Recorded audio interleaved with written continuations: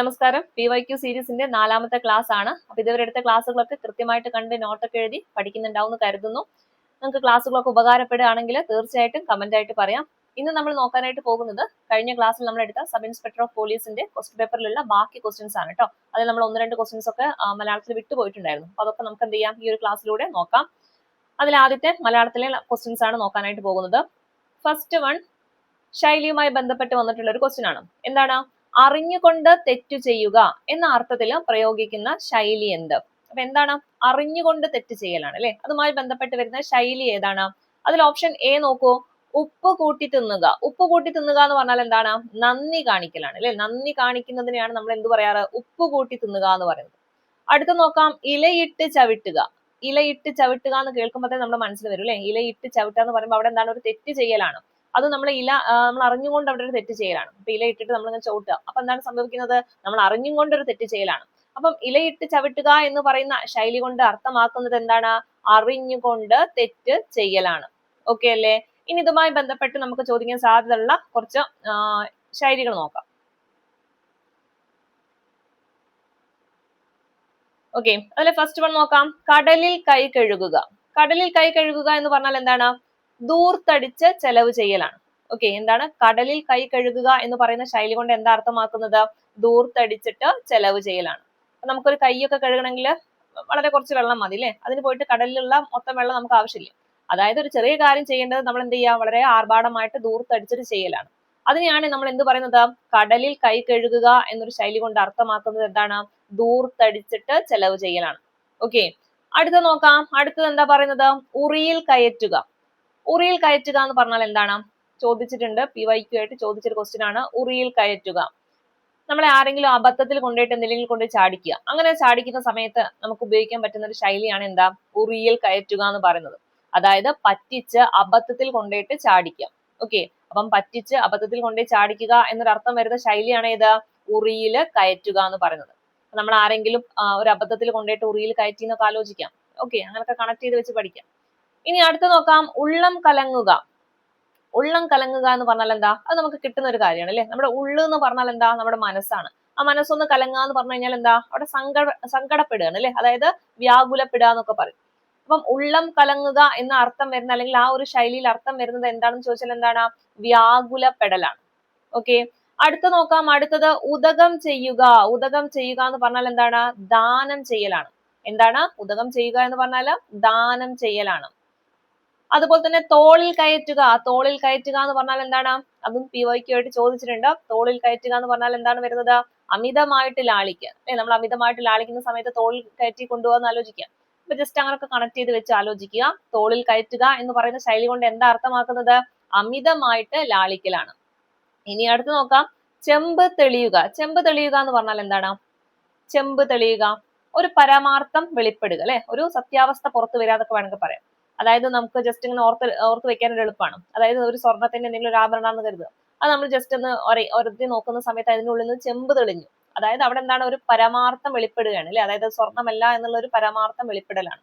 അപ്പൊ അങ്ങനെ നമുക്ക് ഓർത്ത് വെക്കാം. ചെമ്പ് തെളിയുക എന്ന് പറഞ്ഞാൽ എന്താണ്? പരമാർത്ഥം അല്ലെങ്കിൽ ഒരു സത്യാവസ്ഥ പുറത്തു വരിക. ആ ഒരു അർത്ഥത്തിൽ വരുന്ന ശൈലിയാണ് എന്താ? ചെമ്പ് തെളിയുക എന്ന് പറയുന്നത്. ഓക്കെ, അപ്പൊ ഇത്രയും പറഞ്ഞ കാര്യങ്ങൾ ക്ലിയർ അല്ലേ? ഒന്നുകൂടി പറയാം. ഉറിയിൽ കയറ്റുക. ഉറിയിൽ കയറ്റുക എന്ന് പറഞ്ഞാൽ എന്താണ്? പറ്റിച്ച് അബദ്ധത്തില് ചാടിക്കുക. അതിനെയാണ് നമ്മൾ എന്ത് പറയാ? ഉറിയിൽ കയറ്റുക എന്ന് പറയുന്നത്. അതുപോലെ തന്നെ ദൂർത്തടിച്ച് ചെലവാക്കുന്നതിന് നമ്മൾ എന്ത് പറഞ്ഞിട്ടുണ്ടായിരുന്നു? ശൈലി എന്തായിരുന്നു? കടലിൽ കൈ കഴുകലാണ് അല്ലെ. കടലിൽ കൈ കഴുകുക എന്ന് പറഞ്ഞാൽ എന്താണ്? ദൂർത്തടിച്ച് ചെലവ് ചെയ്യലാണ്. അതുപോലെ അടുത്തത് എന്താണ്? ഉള്ളം കലങ്ങുക. ഉള്ളം കലങ്ങുക എന്ന് പറഞ്ഞാൽ എന്താണ്? വ്യാകുലപ്പെടലാണ് അല്ലെ. നമ്മുടെ മനസ്സൊന്ന് കലങ്ങുക, മനസ്സൊന്ന് എന്ത് ചെയ്യുക? വേദനിക്കുക അല്ലെ. അതിനെയാണ് നമ്മൾ എന്ത് പറയുന്നത്? ഉള്ളം കലങ്ങുക എന്ന് പറയുന്നത്. ഉദകം ചെയ്യലാണെങ്കിലോ അത് ദാനം ചെയ്യല്, ദാനം കൊടുക്കുക. അതിനെയാണ് നമ്മൾ എന്ത് പറയുന്നത്?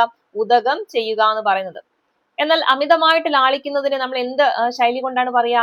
തോളിൽ കയറ്റുക എന്ന ശൈലിയാണ് അവിടെ ഉപയോഗിക്കുക. ഇനി ഒരു പരമാർത്ഥം വെളിപ്പെടുത്തുന്നത് ഏതുമായി ബന്ധപ്പെട്ടിട്ട് വന്നിട്ടുള്ളതാണ്? ചെമ്പ് തെളിയുക അല്ലെ. ചെമ്പ് തെളിയുക എന്ന് പറഞ്ഞാൽ എന്താണ്? ഒരു പരമാർത്ഥം വെളിപ്പെടലാണ്. ഓക്കെ, അപ്പൊ അത്രയും കാര്യം ക്ലിയർ അല്ലേ? ഇനി അടുത്തൊരു ക്വസ്റ്റ്യനിലോട്ട് പോകാം. അടുത്തത് ചേർത്തെഴുത്തുമായി ബന്ധപ്പെട്ട് വന്നൊരു ക്വസ്റ്റ്യൻ ആണ്. മഹത്ത് പ്ലസ് ചരിതം എങ്ങനെയാണ് ശരിയായിട്ട് ചേർത്തെഴുതുന്നത്?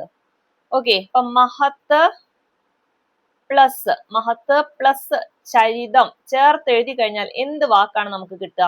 എന്ത് വാക്കാണ് കിട്ടുക? ഇത് നമ്മൾ കഴിഞ്ഞ ക്ലാസ്സിൽ പഠിച്ചിട്ടുണ്ടായിരുന്നു. അത് പദശുദ്ധിയുമായി ബന്ധപ്പെട്ട് നമ്മൾ പഠിച്ചതായിരുന്നു അല്ലെ. എന്തായിരുന്നു? മഹച്ചരിതം അല്ലെ. നമ്മൾ മഹച്ചരിതം എങ്ങനെയാ എഴുതാന്നൊക്കെ പഠിച്ചിട്ടുണ്ടായിരുന്നു. അവിടെ എങ്ങനെയാണ് ഈ മഹച്ചരിതം എഴുതുന്നത്? ഈ പറഞ്ഞ മഹത്ത് പ്ലസ് ചരിതം ചേരുമ്പോഴാണ് എന്തായിട്ട് മാറുന്നത്?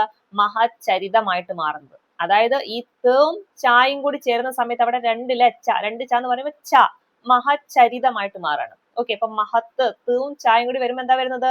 ചായ ആയിട്ട് മാറാണ്. അതാണ് മഹത്ത് പ്ലസ് ചരിതം ചേരുമ്പോ മഹച്ചരിതമായിട്ട് മാറുന്നത്. അതേപോലെ PYQ ആയിട്ട് ചോദിക്കുന്ന മറ്റൊരു ക്വസ്റ്റ്യൻ ആണ് ശരത്ത് പ്ലസ് ചന്ദ്രൻ. സ്ഥിരം ക്വസ്റ്റ്യൻ ആണ്. ശരത്ത് പ്ലസ് ചന്ദ്രൻ ചേരുമ്പോ എന്തായിരിക്കും വരിക? എന്താണ് വരിക? ഇവിടെ അതേ പറഞ്ഞ പോലെ സാധനം തന്നെ അല്ലെ. അതായത് മഹത്ത് പ്ലസ് ചരിതം വരുമ്പോൾ അവിടെ തൂവും ചായയുമാണ്. അതേപോലെ തന്നെയാണ് ഇവിടെ ശരത്ത് പ്ലസ് ചന്ദ്രൻ എന്ന് പറയുമ്പോൾ തൂവും ചായയുമാണ് വന്നിട്ടുള്ളത്. അപ്പൊ എന്തായിരിക്കും വരിക? ശരചന്ദ്രനാണ്. ഓക്കെ, അപ്പൊ നമുക്ക് ഓപ്ഷനിൽ പല ഓപ്ഷൻസിൽ വരുന്ന സമയത്ത് നമുക്ക് കൺഫ്യൂഷൻ വരും അല്ലെ. ശരചന്ദ്രൻ എഴുതുമെന്നൊക്കെ തോന്നും. അവിടെ ജസ്റ്റ് ഒന്ന് ഓർത്ത് വെക്കുക, ശരത്ത് തൂവും ചായയും കൂടി വരുന്ന സമയത്ത് അവിടെ ചായ ആയിട്ട് മാറി ശരചന്ദ്രനായിരിക്കും യഥാർത്ഥത്തിൽ നമ്മൾ എഴുതുക. അതേപോലെ മറ്റൊരു ക്വസ്റ്റ്യൻ ആണ് ചലച്ചിത്രം. ഇതൊക്കെ ഒരുപാട് തവണ PYQ ആയിട്ട് ചോദിച്ച ക്വസ്റ്റ്യൻ ആണ്. ചലത്ത് പ്ലസ് ചിത്രം അങ്ങനെ കൂട്ടി എഴുതുന്ന സമയത്താണ് നമുക്ക് എന്ത് കിട്ടുന്നത്? ചലച്ചിത്രം കിട്ടുന്നത് അല്ലെ. ഇവിടെ നോക്കൂ, തൂവും ചായയും വരുന്ന സമയത്ത് ചായ ആയിട്ട് മാറി ചലച്ചിത്രമായിട്ട് മാറാണ്.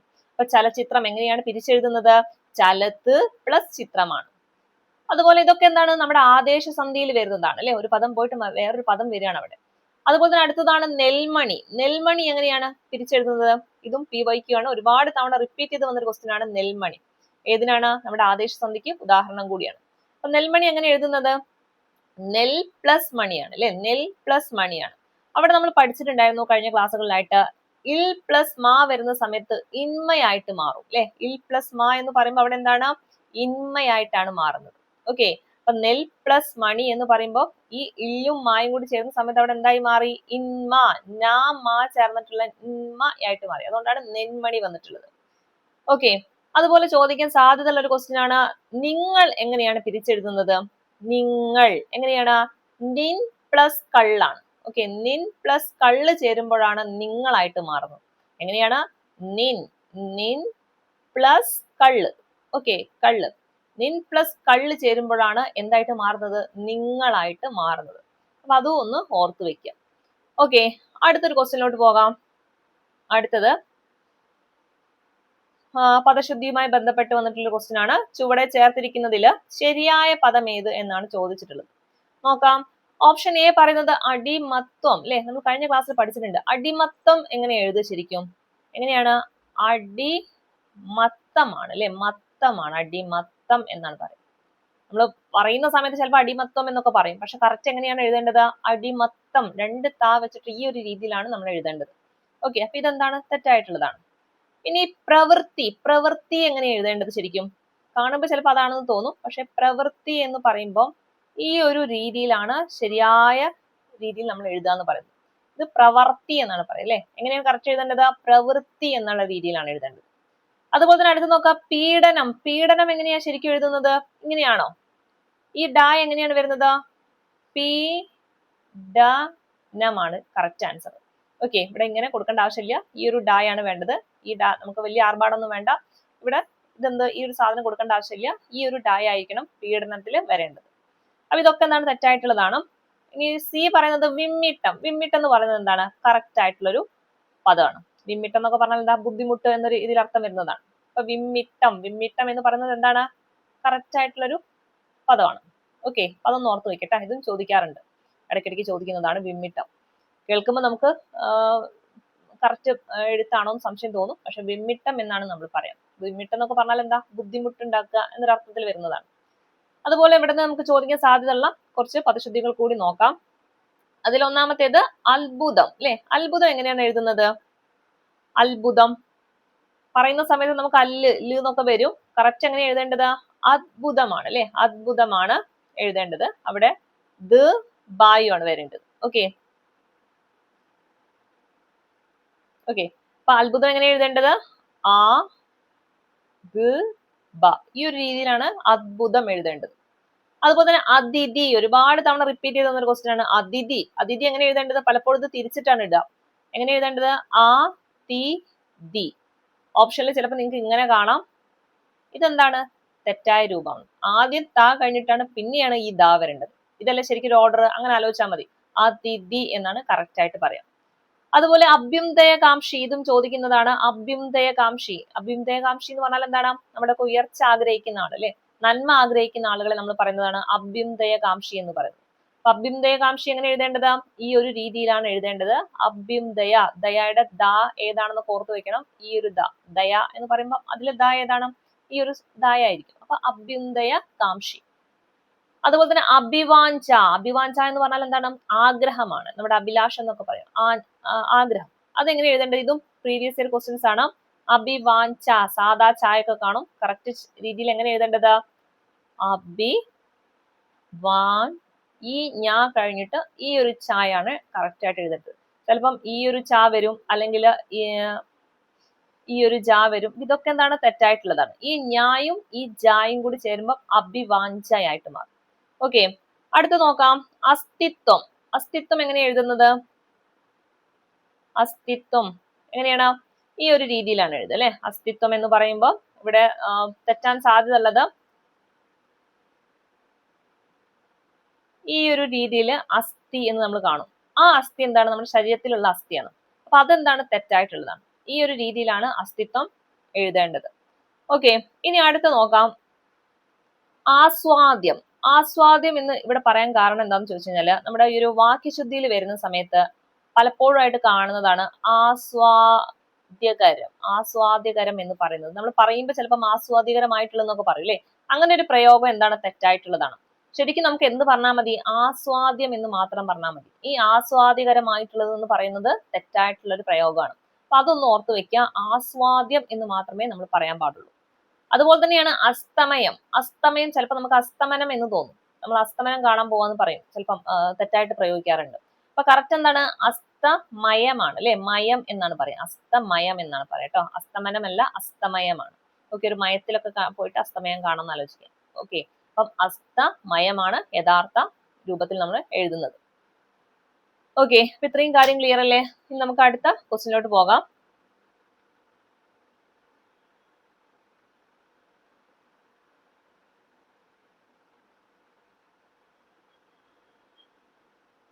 അടുത്തത് വിപരീത പദവുമായി ബന്ധപ്പെട്ട് വന്നിട്ടുള്ള ഒരു ക്വസ്റ്റ്യൻ ആണ്. ഗർഹണീയം എന്നതിന്റെ ശരിയായ വിപരീത പദം എന്ത് എന്നാണ് ചോദിച്ചിട്ടുള്ളത്. അപ്പൊ ഗർഹണീയം എന്നതിന്റെ ഏതാണ് വിപരീത പദം? സ്പർഹണീയമാണ് കേട്ടോ. ഓപ്ഷൻ ബി ആണ് ഗർഹണീയം. ഓപ്പോസിറ്റ് വേർഡ് എന്താണ്? സ്പർഹണീയം എന്നാണ് പറയാം.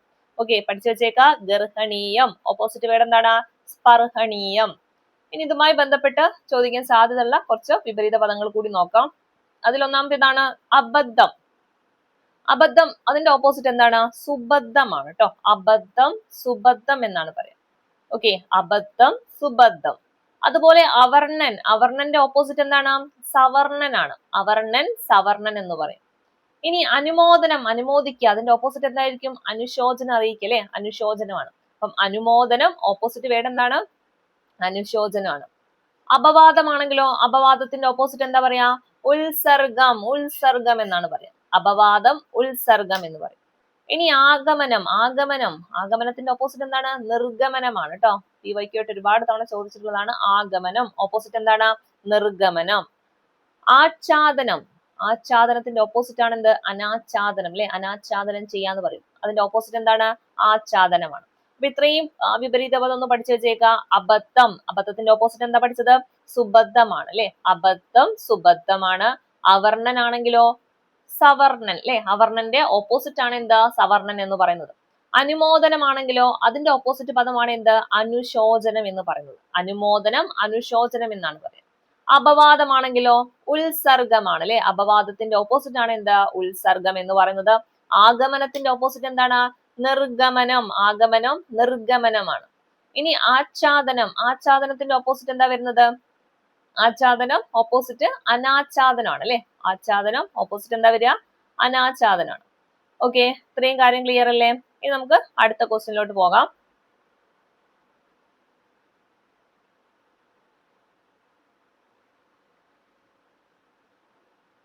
അടുത്തത് ചുവടെ ചേർത്തിരിക്കുന്നവയില് ബഹുത്വത്തെ സൂചിപ്പിക്കുന്ന പദം എന്ത്? ഇതൊക്കെ നമ്മൾ ഒരു കഴിഞ്ഞ ക്ലാസ്സുകളായിട്ട് പഠിച്ചതാണ്. അപ്പൊ ബഹുത്വം വചനവുമായി ബന്ധപ്പെട്ട് നമ്മൾ പഠിക്കുന്ന സമയത്ത് പഠിച്ചിട്ടുണ്ടായിരുന്നു. അപ്പൊ ബഹുത്വം എന്ന് പറയുമ്പോൾ ഇവിടെ ഏതാണ്? സ്വാമികള്, അവർകള്, ഗുരുക്കള്, അതൊക്കെ എന്തിൽ വരുന്നതാണ്? പൂജക ബഹുവചനത്തിൽ വരുന്നതാണ് അല്ലെ. പൂജക ബഹുവചനത്തിൽ വരുന്നതാണ്. അതായത് നമ്മളൊരു റെസ്പെക്റ്റോട് കൂടിയിട്ട് നമ്മൾ ആരെങ്കിലും അഭിസംബോധന ചെയ്യുന്ന സമയത്ത് ഉപയോഗിക്കുന്ന പദങ്ങളാണ് പൂജക ബഹുവചനം എന്ന് പറയുന്നത്. അവിടെ നമ്മൾ സ്വാമികൾ എന്ന് പറയും അല്ലെ. അവിടെ ശരിക്കും എന്തല്ല, അതൊരു പ്ലൂറൽ ഫോമിലായിട്ട് പറയുന്നതല്ല. സ്വാമികൾ എന്ന് പറയുമ്പോൾ അവിടെ നമ്മളൊരു ബഹുമാനാർത്ഥം നമ്മൾ അവിടെ സൂചിപ്പിക്കുന്നതാണ്. അങ്ങനെയുള്ളതാണ് പൂജക ബഹുവചനം എന്ന് പറയുന്നത്. അതുപോലെ തന്നെ അവർകൾ അല്ലെ, അവർകൾ, ഗുരുക്കൾ എന്നൊക്കെ നമ്മൾ പറയും. എന്നാൽ ഇതിൽ നിന്ന് വ്യത്യസ്തമായിട്ട് നമ്മൾ എന്ന് പറയുമ്പോൾ എന്താണ്? അതൊരു പ്ലൂറൽ ഫോമിൽ ഉപയോഗിക്കുന്നതാണ് അല്ലെ. അതായത് ബഹുത്വത്തിൽ ഉപയോഗിക്കുന്നതാണ്. നമ്മൾ എന്ന് പറയുമ്പോൾ അവിടെ ഒരുപാട് പേര് വരുന്നുണ്ട്. അപ്പൊ ഇതിൽ കറക്റ്റ് ആയിട്ട് വരുന്നത് ഏതാണ്? ഓപ്ഷൻ സി ആണ്. ഇനി ഇവിടെ കുറച്ച് കാര്യങ്ങൾ കൂടി നമ്മൾ പഠിച്ചതാണ്. എന്നിരുന്നാലും ഒന്ന് സ്പീഡായിട്ടൊന്ന് റിവൈസ് ചെയ്യാം. അവിടെ നമ്മൾ കഴിഞ്ഞ ക്ലാസ്സിൽ പഠിച്ചിട്ടുണ്ട് അല്ലെ, പൂജക ബഹുവചനത്തെ കുറിച്ചിട്ട്. അവിടെ എക്സാമ്പിൾ ആയിട്ട് നമ്മൾ പറഞ്ഞിട്ടുണ്ടായിരുന്നു. ഏതൊക്കെയായിരുന്നു? ബ്രാഹ്മണര്, ശാസ്ത്രികള്, ദ്രോണര്, വൈദ്യര്, അതുപോലെ തന്നെ നിങ്ങൾ, താങ്കൾ, അതൊക്കെ എന്താണ്? പൂജക ബഹുവചനത്തിന് ഉദാഹരണമാണ്. അതായത് ബഹുമാനാർത്ഥം നമ്മൾ ആരെങ്കിലും ഒരു അഭിസംബോധന ചെയ്യുന്ന സമയത്ത് ഉപയോഗിക്കുന്ന പദങ്ങളാണ് എന്തെന്ന് പറയുന്നത്? പൂജക ബഹുവചനായിട്ട് പറയുന്നത്. ഓക്കെ, നിങ്ങൾ എന്ന് നമ്മൾ പറയില്ലേ, അതൊക്കെ എന്താണ്? ഒരു ബഹുമാനാർത്ഥം. അല്ലെങ്കിൽ താങ്കൾ, ശാസ്ത്രികള്, പിന്നെന്താണ് ഈ പറഞ്ഞ പോലെ ദ്രോണര്, വൈദ്യർ, ബ്രാഹ്മണർ, അതൊക്കെ എന്താണ്? ഒരു പൂജക ബഹുവചനത്തിന് ഉദാഹരണമാണ്. എന്നാൽ സലിംഗ ബഹുവചനം എന്തൊക്കെയായിരുന്നു? സലിംഗ ബഹുവചനം എന്ന് പറഞ്ഞാൽ എന്തായിരുന്നു? ഏതെങ്കിലും ഒരു ലിംഗത്തിന്റെ ബഹുവചനം നമ്മൾ സൂചിപ്പിക്കാം. ഓക്കെ, അതായത് ഇപ്പൊ പെൺകുട്ടികൾ എന്ന് പറയുമ്പോൾ അവിടെ പെൺകുട്ടികൾ, പെണ്ണ് എന്ന് പറയുന്ന കാറ്റഗറിയിൽ വരുന്നതാണ്. അതിന്റെ ബഹുവചനം എന്ന് പറയുമ്പോൾ എന്തായിരിക്കും? പെൺകുട്ടികളാണ്. അതുപോലെ തന്നെ ആൺ എന്ന് പറയുന്ന ആ ഒരു ലിംഗത്തിൽ വരുന്ന അതിന്റെ ബഹുവചനം പറയുമ്പോൾ ആൺകുട്ടികൾ അല്ലെ. കുട്ടികൾ എന്ന് പറയുമ്പോൾ അവിടെ എന്തായി? ബഹുവചനമായി മാറി.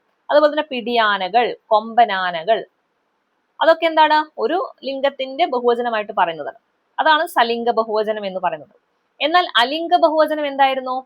അലിംഗ ബഹുവചനം അവിടെ ലിംഗഭേദം ഇല്ലാതെയാണ് അല്ലെ. അവിടെ നമ്മൾ ആൺകുട്ടികൾ, പെൺകുട്ടികൾ എന്ന് സെപ്പറേറ്റ് പറയാതെ കുട്ടികൾ എന്ന് പറയുമ്പോൾ അവിടെ എന്തൊക്കെ ഉൾപ്പെടുന്നുണ്ട്? ആൺകുട്ടികളും പെൺകുട്ടികളും ഒക്കെ ഉൾപ്പെടുന്നുണ്ട്. അങ്ങനെ ലിംഗഭേദം ഇല്ലാതെ നമ്മൾ അതിന്റെ ബഹുവചനം പറയുമ്പോൾ ഉപയോഗിക്കുന്നതാണ് അലിംഗ ബഹുവചനം എന്ന് പറയുന്നത്. അതേപോലെ തന്നെ മക്കൾ അല്ലെ, മക്കൾ എന്ന് പറയുമ്പോൾ അവിടെ എന്തുണ്ട്? ആണും ഉണ്ട്, പെണ്ണും ഉണ്ട്. അവിടെ എല്ലാവരും കൂടി ചേർത്തിട്ട് നമ്മൾ മക്കൾ എന്ന് പറയും. അതൊക്കെ എന്താണ് വരിക? അലിംഗ ബഹുവചനത്തിലാണ് വരിക. ഓക്കെ, ക്ലിയർ അല്ലേ? ഇനി നമുക്ക് അടുത്ത ക്വസ്റ്റ്യനിലോട്ട് പോകാം. അടുത്തത് എന്താണ്?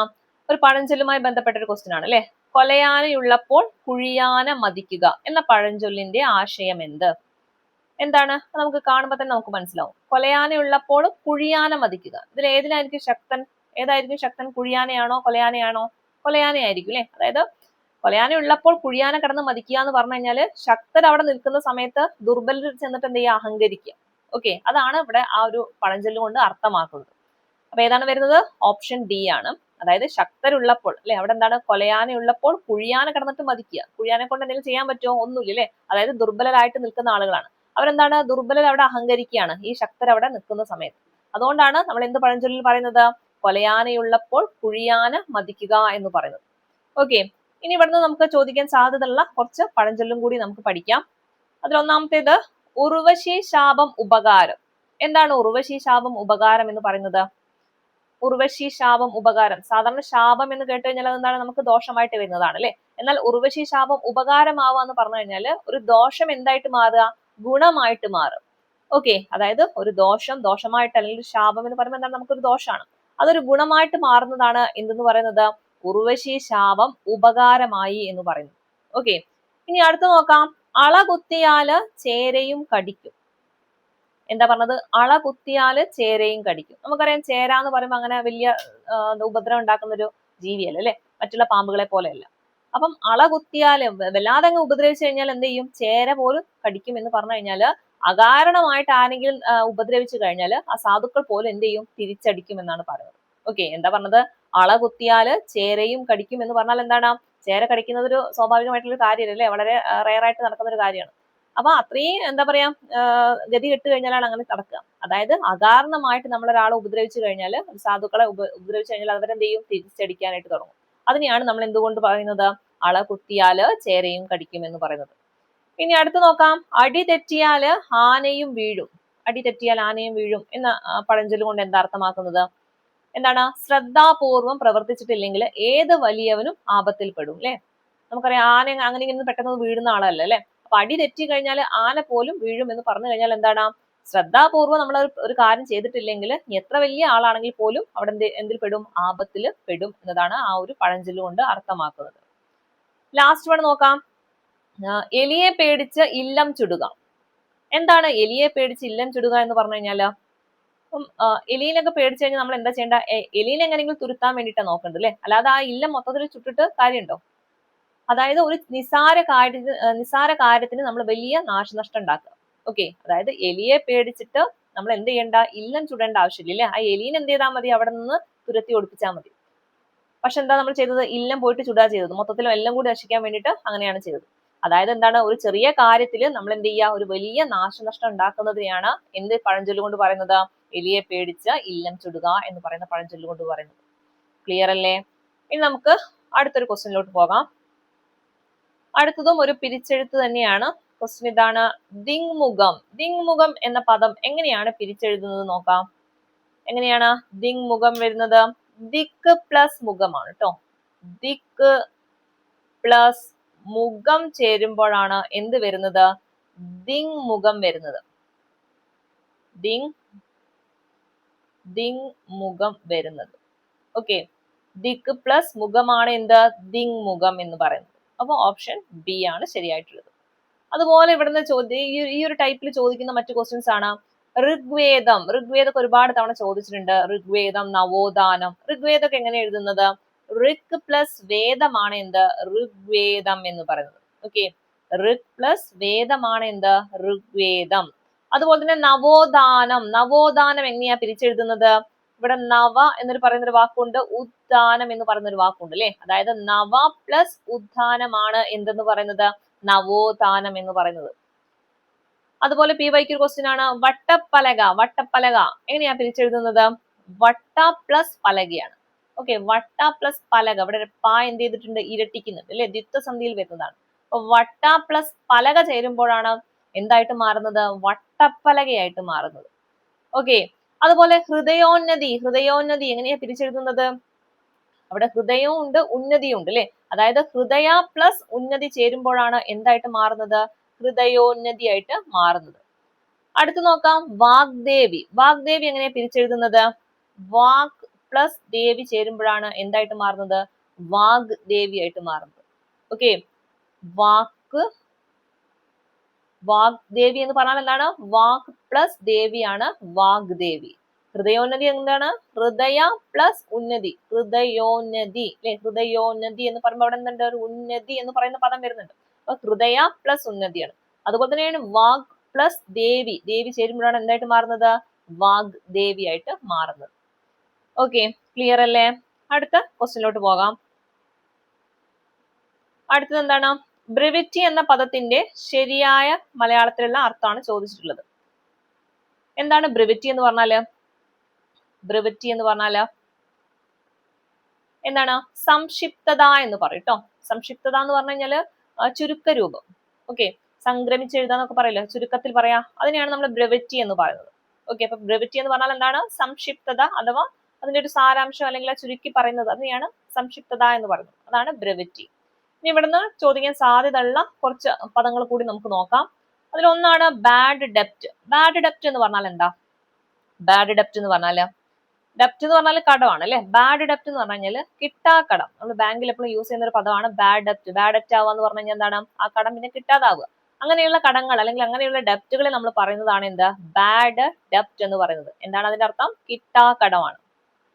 ഓക്കെ, അടുത്ത് നോക്കാം, apple in one's eye. Apple in one's eye എന്ന് പറഞ്ഞാൽ എന്താ, ആപ്പിൾ ഇൻ വൺസ് ഐ അല്ലെ. വൺസ് ഐ എന്ന് പറഞ്ഞാൽ ഒരാളുടെ കണ്ണിലെ ആപ്പിൾ. അതായത് ഒരാളുടെ കണ്ണിലെ ആപ്പിൾ എന്ന് പറഞ്ഞാൽ എന്താണ് അർത്ഥമാക്കുന്നത്, നമ്മുടെ കണ്ണിലുണ്ണി എന്നൊക്കെ പറയല്ലോ അല്ലെ. നമുക്ക് ചില ആളുകൾ നമ്മൾ പറയില്ല, അയാൾ എന്റെ കണ്ണിലുണ്ണിയാന്ന് പറയും. അത് അത്രയും ഏറെ പ്രിയപ്പെട്ടവരാണ്. അപ്പം ആപ്പിൾ ഇൻ വൺസ് ഐ എന്ന് പറഞ്ഞാൽ എന്താണ്, കണ്ണിലുണ്ണി എന്നതാണ് അർത്ഥമാക്കുന്നത്.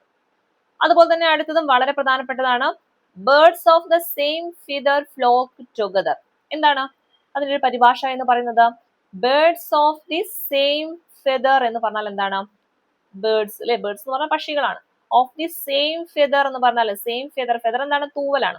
സെയിം എന്ന് പറഞ്ഞാൽ ഒരേ തൂവൽ അല്ലെ, സെയിം ഫെദർ, അതായത് ഒരേ തൂവൽ പക്ഷികൾ ഫ്ലോക്ക് ടുഗദർ. ഫ്ലോക്ക് ടുഗദർ എന്ന് പറഞ്ഞാൽ എന്താണ്? ഒന്നിച്ച് പറക്കുക. ടുഗദർ എന്ന് പറയുമ്പോൾ എന്താ? ഒന്നിക്കുക അല്ലെ. ഫ്ലോക്ക് ചെയ്യാന്ന് പറഞ്ഞാൽ എന്താണ്? പറക്കലാണ്. അപ്പൊ birds of the same feather flock together എന്ന് പറഞ്ഞാല് ഒരേ തൂവൽ പക്ഷികൾ എന്ത് ചെയ്യുക? ഒന്നിച്ച് പറക്കുക.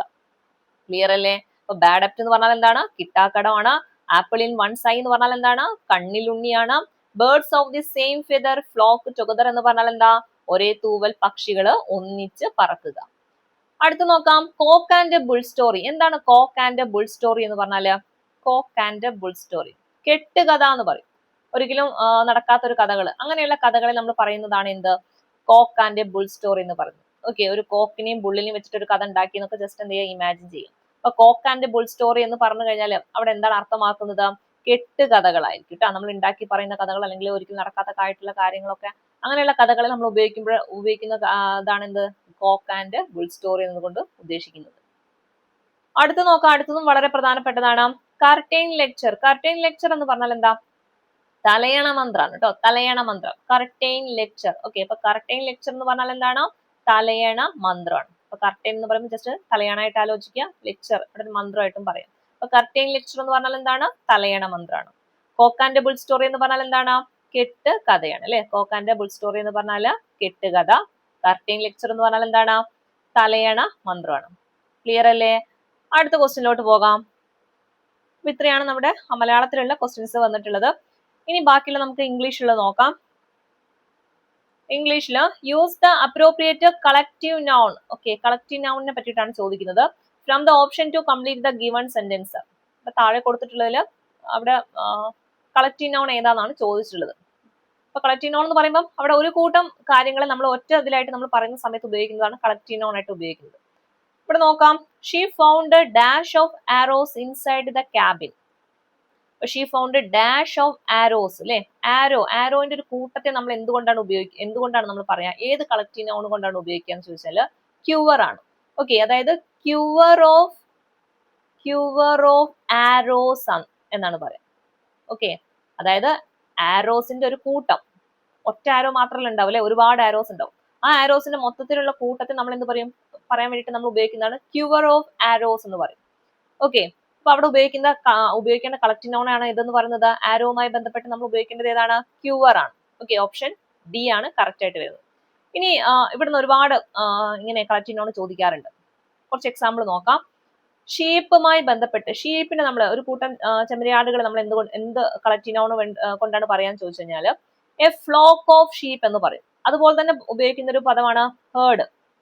ഇതൊക്കെ എന്താണ്? കളക്റ്റീവ് നൗണിൽ വരുന്നതാണ്. A flock of sheep, A heard of sheep എന്നൊക്കെയാണ് പറയാം. അതായത് ആ ഷീപ്പിലെ ഒരു ചെമ്മരിയാട്ടിന്റെ കൂട്ടം, ഒന്നോ രണ്ടായിട്ടല്ല നടക്കല്ലേ, അവരൊരു കൂട്ടമായിട്ടാണ് പോവുക. അപ്പൊ അങ്ങനെയുള്ള കൂട്ടത്തിന് നമ്മൾ എന്തായിട്ട് പറയാ? എ ഫ്ലോക്ക് ഓഫ് ഷീപ്പ് എന്ന് പറയും. അതുപോലെ തന്നെ ഹേർഡ് ഓഫ് ഷീപ്പ് എന്ന് പറയും. അതുപോലെ ബേർഡ്സ്, പക്ഷികളാണെങ്കിലോ, പക്ഷികൾ ഒരുമിച്ച് പറക്കുന്ന സമയത്ത് നമുക്ക് എന്ത് പറയാം? എ ഫ്ലോക്ക് ഓഫ് ബേർഡ്സ് എന്ന് പറയും. ഓക്കെ, ഫ്ലോക്ക് ഓഫ് ബേർഡ്സ് എന്നാണ് പറയുന്നത്. അപ്പൊ ഫ്ലോക്ക് ഓഫ് ബേർഡ്സ് ആണ്. ഫ്ലോക്ക് ഓഫ് അതുപോലെ തന്നെ ഹേർഡ് ഓഫ് ഷീപ്പ് എന്ന് പറയും.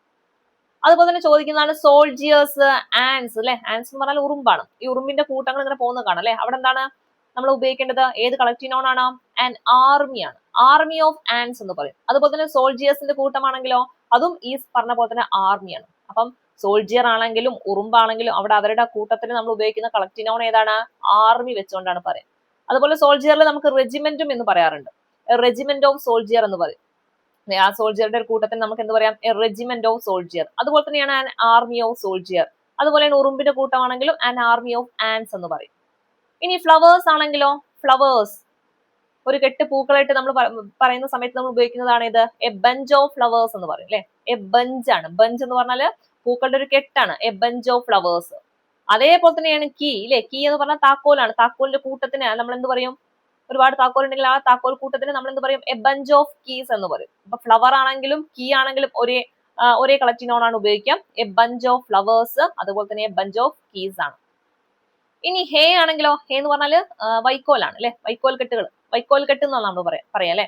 അതായത് ബണ്ടിൽ ഓഫ് ഹേ എന്നാണ് പറയാം. ബണ്ടിൽ എന്ന് പറഞ്ഞാൽ എന്താ? കെട്ടാണ് അല്ലെ. അത് ഒരു കളക്റ്റീവ് നൗൺ ആണ്. നമ്മുടെ വൈക്കോലിന്റെ കെട്ടിന് നമ്മൾ ഉപയോഗിക്കുമ്പോൾ, അല്ലെങ്കിൽ ആ വൈക്കോൽ കെട്ടിനെ കുറിച്ച് നമ്മൾ പറയുമ്പോൾ നമ്മൾ ഉപയോഗിക്കുന്ന കളക്റ്റീവ് നൗൺ ആണ് ഇത് ബണ്ടിൽ. ഓക്കെ, അപ്പൊ എ ബണ്ടിൽ ഓഫ് ഹേ ആണ് കറക്റ്റ് ആയിട്ട് നമ്മൾ ഉപയോഗിക്കേണ്ട കളക്റ്റീവ് നൗൺ എന്ന് പറയുന്നത്. ബണ്ടിലാണ് ഹേയിൽ ഉപയോഗിക്കേണ്ടത്. ഇനി ലേഡീസ്, സ്ത്രീകളുടെ ഒരു കൂട്ടമാണെങ്കിൽ അവിടെ ബെവി ഓഫ് ലേഡീസ് എന്ന് പറയും. ഓക്കെ, ബെവി ഓഫ് ലേഡീസ് ആണ്. എന്താ പറയാ, എ ബെവി ഓഫ് ലേഡീസ് എന്ന് പറയും. ഇത്രയും പറഞ്ഞ കാര്യങ്ങൾ പഠിക്കാം. പല തവണയായിട്ട് റിപ്പീറ്റ് ചെയ്ത് വന്നിട്ടുള്ള PYQ ക്വസ്റ്റ്യൻസ് ആണ്. ഇപ്പൊ ഷീപ്പ് ആണെങ്കിൽ നമ്മൾ എന്തൊക്കെ പറഞ്ഞു, ഹേർഡും അതുപോലെ തന്നെ ഫ്ലോക്കും അല്ലെ, flock of sheep, heard of sheep എന്ന് പറഞ്ഞു. ബേർഡ്സ് ആണെങ്കിലോ എ ഫ്ലോക്ക് ഓഫ് ബേർഡ്സ് എന്ന് പറഞ്ഞു. സോൾജിയർ ആൻഡ് ഒക്കെ ആണെങ്കിൽ നമ്മൾ പറഞ്ഞത് ഏതായിരുന്നു, ആർമി ഓഫ് സോൾജിയർ ഉണ്ട്, അതുപോലെ തന്നെ ആർമി ഓഫ് ആൻഡ്സ് എന്ന് പറഞ്ഞു. സോൾജിയറിന് വേറെയുണ്ട്, ഏതാണ്, റെജിമെന്റ് ഓഫ് സോൾജിയർ എന്ന് പറഞ്ഞു അല്ലെ, റെജിമെന്റ് ഓഫ് സോൾജിയർ. ഫ്ലവേഴ്സ് ആണെങ്കിലോ എ ബഞ്ച് ഓഫ് ഫ്ലവേഴ്സ് ആണ് അല്ലെ, ബഞ്ച് ഓഫ് ഫ്ലവേഴ്സ് ആണ്. അതുപോലെ തന്നെയാണ് കീ ഓഫ് ഫ്ലവേഴ്സ് എന്ന് പറയും, കീ ഓഫ് ഫ്ലവേഴ്സ് എന്ന് പറയും. ഇനി ഹേ ആണെങ്കിൽ എന്താ, ഹേ എന്ന് പറഞ്ഞാൽ വൈക്കോലാണ്, വൈക്കോലിനെ കെട്ട് എന്നാണ് നമ്മൾ പറയുക അല്ലെ, അതായത് ബണ്ടിൽ ഓഫ് ഹേ ആണ്. ലേഡീസ് ആണെങ്കിലോ A bevy of ladies. Okay, ഇത്ര കാര്യങ്ങൾ ഇപ്പൊ തന്നെ പഠിച്ചെടുക്കാം. ഇനി അടുത്ത ക്വസ്റ്റ്യൻ നോക്കാം. How many words given below are compound words? താഴെ കൊടുത്തിരിക്കുന്നതിൽ കോമ്പൗണ്ട് വേർഡ്സ് ആയിട്ട് വരുന്നത് എന്താണ്? അപ്പം എന്താണ് കോമ്പൗണ്ട് വേർഡ്സ് എന്താണെന്ന് നമുക്ക് മനസ്സിലാവും. ഓക്കെ, എന്താണ് ഒരു കോമ്പൗണ്ട് വേർഡ്സ് എന്ന് പറഞ്ഞു കഴിഞ്ഞാൽ, കോമ്പൗണ്ട് എന്ന് പറയുമ്പോൾ തന്നെ ഒരു എന്താ പറയാ, കൂടിച്ചേർന്നുണ്ടാവുന്നതാണ് അല്ലെ.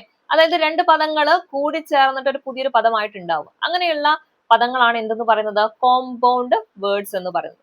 ഓക്കെ, ഇവിടെ നമുക്ക് എക്സാമ്പിൾ ആയിട്ട് നോക്കാം. ഐസ്ക്രീം, ഐസ് എന്ന് പറയുന്നത് ഒരു പദമാണ് അല്ലെ. ഐസ് എന്ന് പറഞ്ഞു കഴിഞ്ഞാൽ ഒറ്റയ്ക്ക് നിന്ന് കഴിഞ്ഞാലും അതെന്താണ്, അർത്ഥമുള്ള ഒരു പദമാണ്.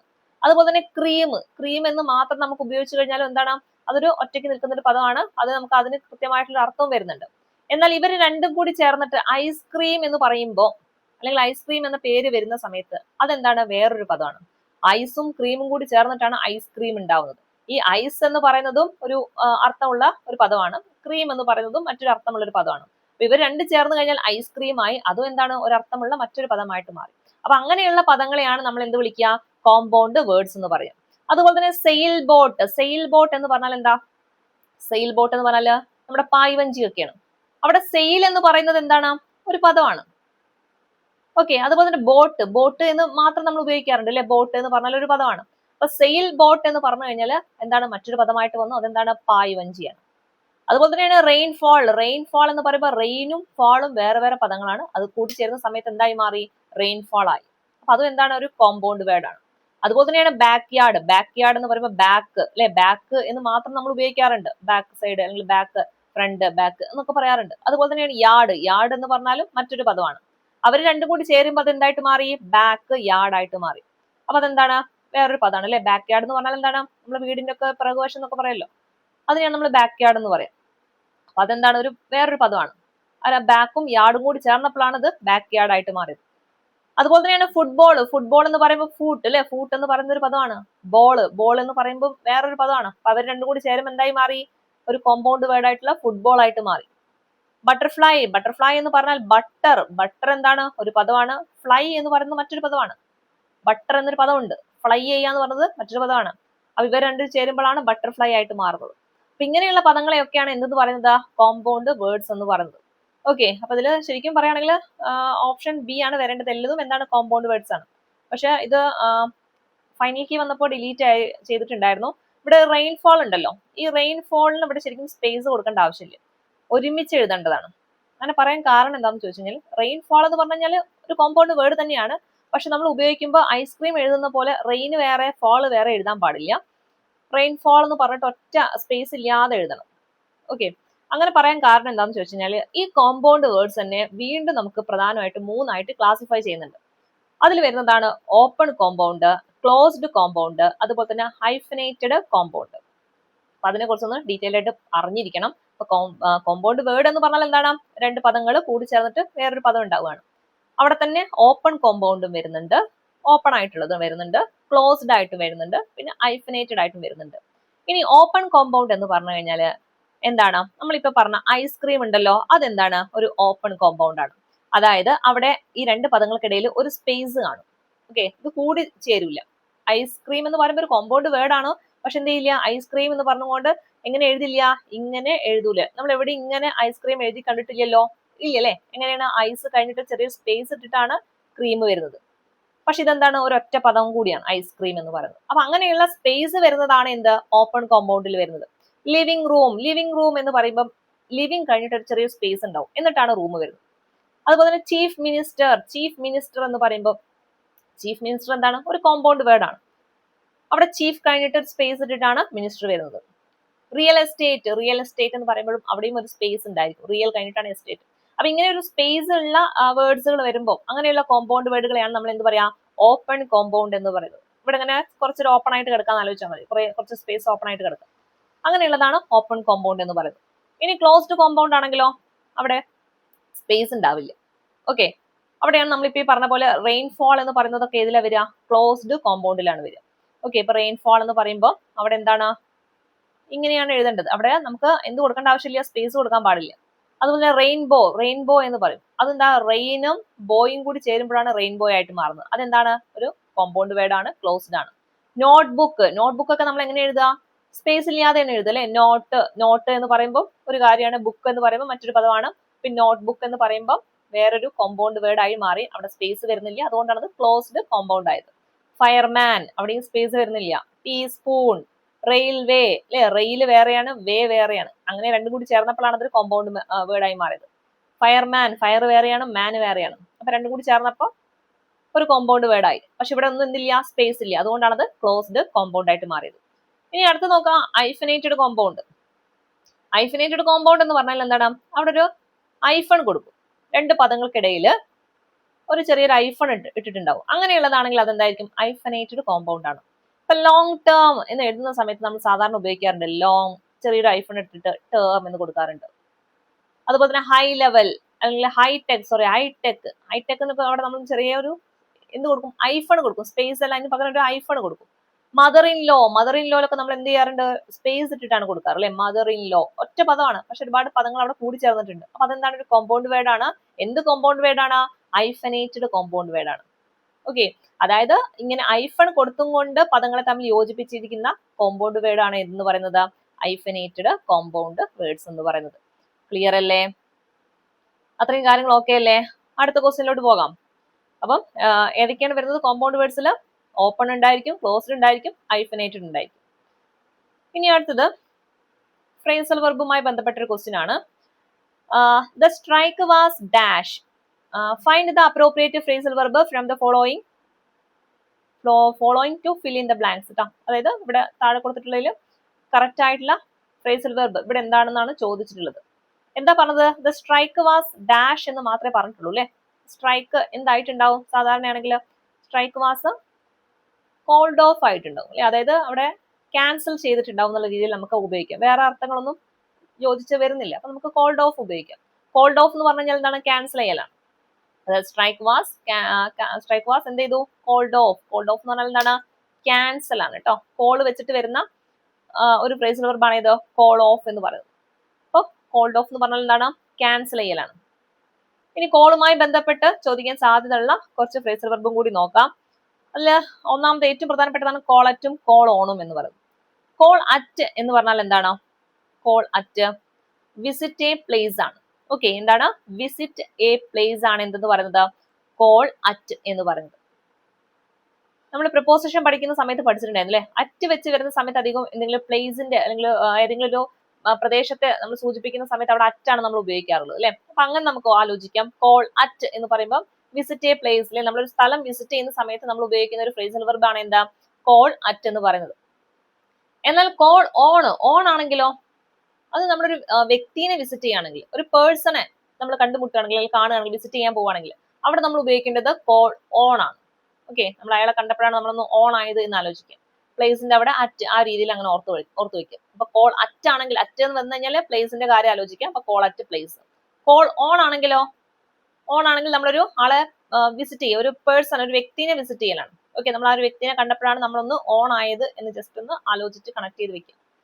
എന്നാൽ കോൾ ഫോർ എന്ന് പറഞ്ഞാൽ എന്താ, കോൾ ഫോർ ഡിമാൻഡ് ചെയ്യുക അല്ലെ, നമ്മൾ ആവശ്യപ്പെടുക. അങ്ങനെയുള്ള നമ്മൾ ഡിമാൻഡ് ചെയ്യുന്നതുമായി ബന്ധപ്പെട്ട് നമ്മൾ ഉപയോഗിക്കുന്ന ഒരു ഫ്രേസൽ വെർബാണ് ഏതാ, കോൾ ഫോർ. നമ്മൾ എന്തിനോ വേണ്ടിയിട്ട് ഡിമാൻഡ് ചെയ്തു, ഫോർ എന്നുള്ളത് വേണ്ടി അല്ലെ. അപ്പൊ അത് ജസ്റ്റ് അങ്ങനെ ആലോചിക്കാം, നമ്മൾ എന്തിനോ വേണ്ടിയിട്ട് ഡിമാൻഡ് ചെയ്തു. അപ്പൊ കോൾ ഫോർ എന്താണ്, ഡിമാൻഡ് ചെയ്യലാണ്. എന്നാൽ കോൾ അപ്പ് എന്ന് പറഞ്ഞാൽ എന്താ, കോൾ അപ്പ് എന്ന് പറഞ്ഞാൽ എന്താ, റീകളക്ട് ചെയ്യലാണ്. ഓക്കെ, അതായത് നമ്മൾ ഓർത്തെടുത്ത് പറയാം അല്ലെ, റീകളക്ട് ചെയ്യുക, റിമെമ്പർ ചെയ്യുക, ഓർത്തെടുക്കുക. അതിനെയാണ് നമ്മൾ എന്ത് പറയുന്നത്, കോൾ അപ്പ് എന്ന് പറയുന്നത്. ഓക്കെ, കോൾ അപ്പ് എന്താണ്, റീകളക്ട് അല്ലെങ്കിൽ റിമെമ്പർ, രണ്ടും ഒരേ മീനിങ്ങിൽ വരുന്നതാണ്.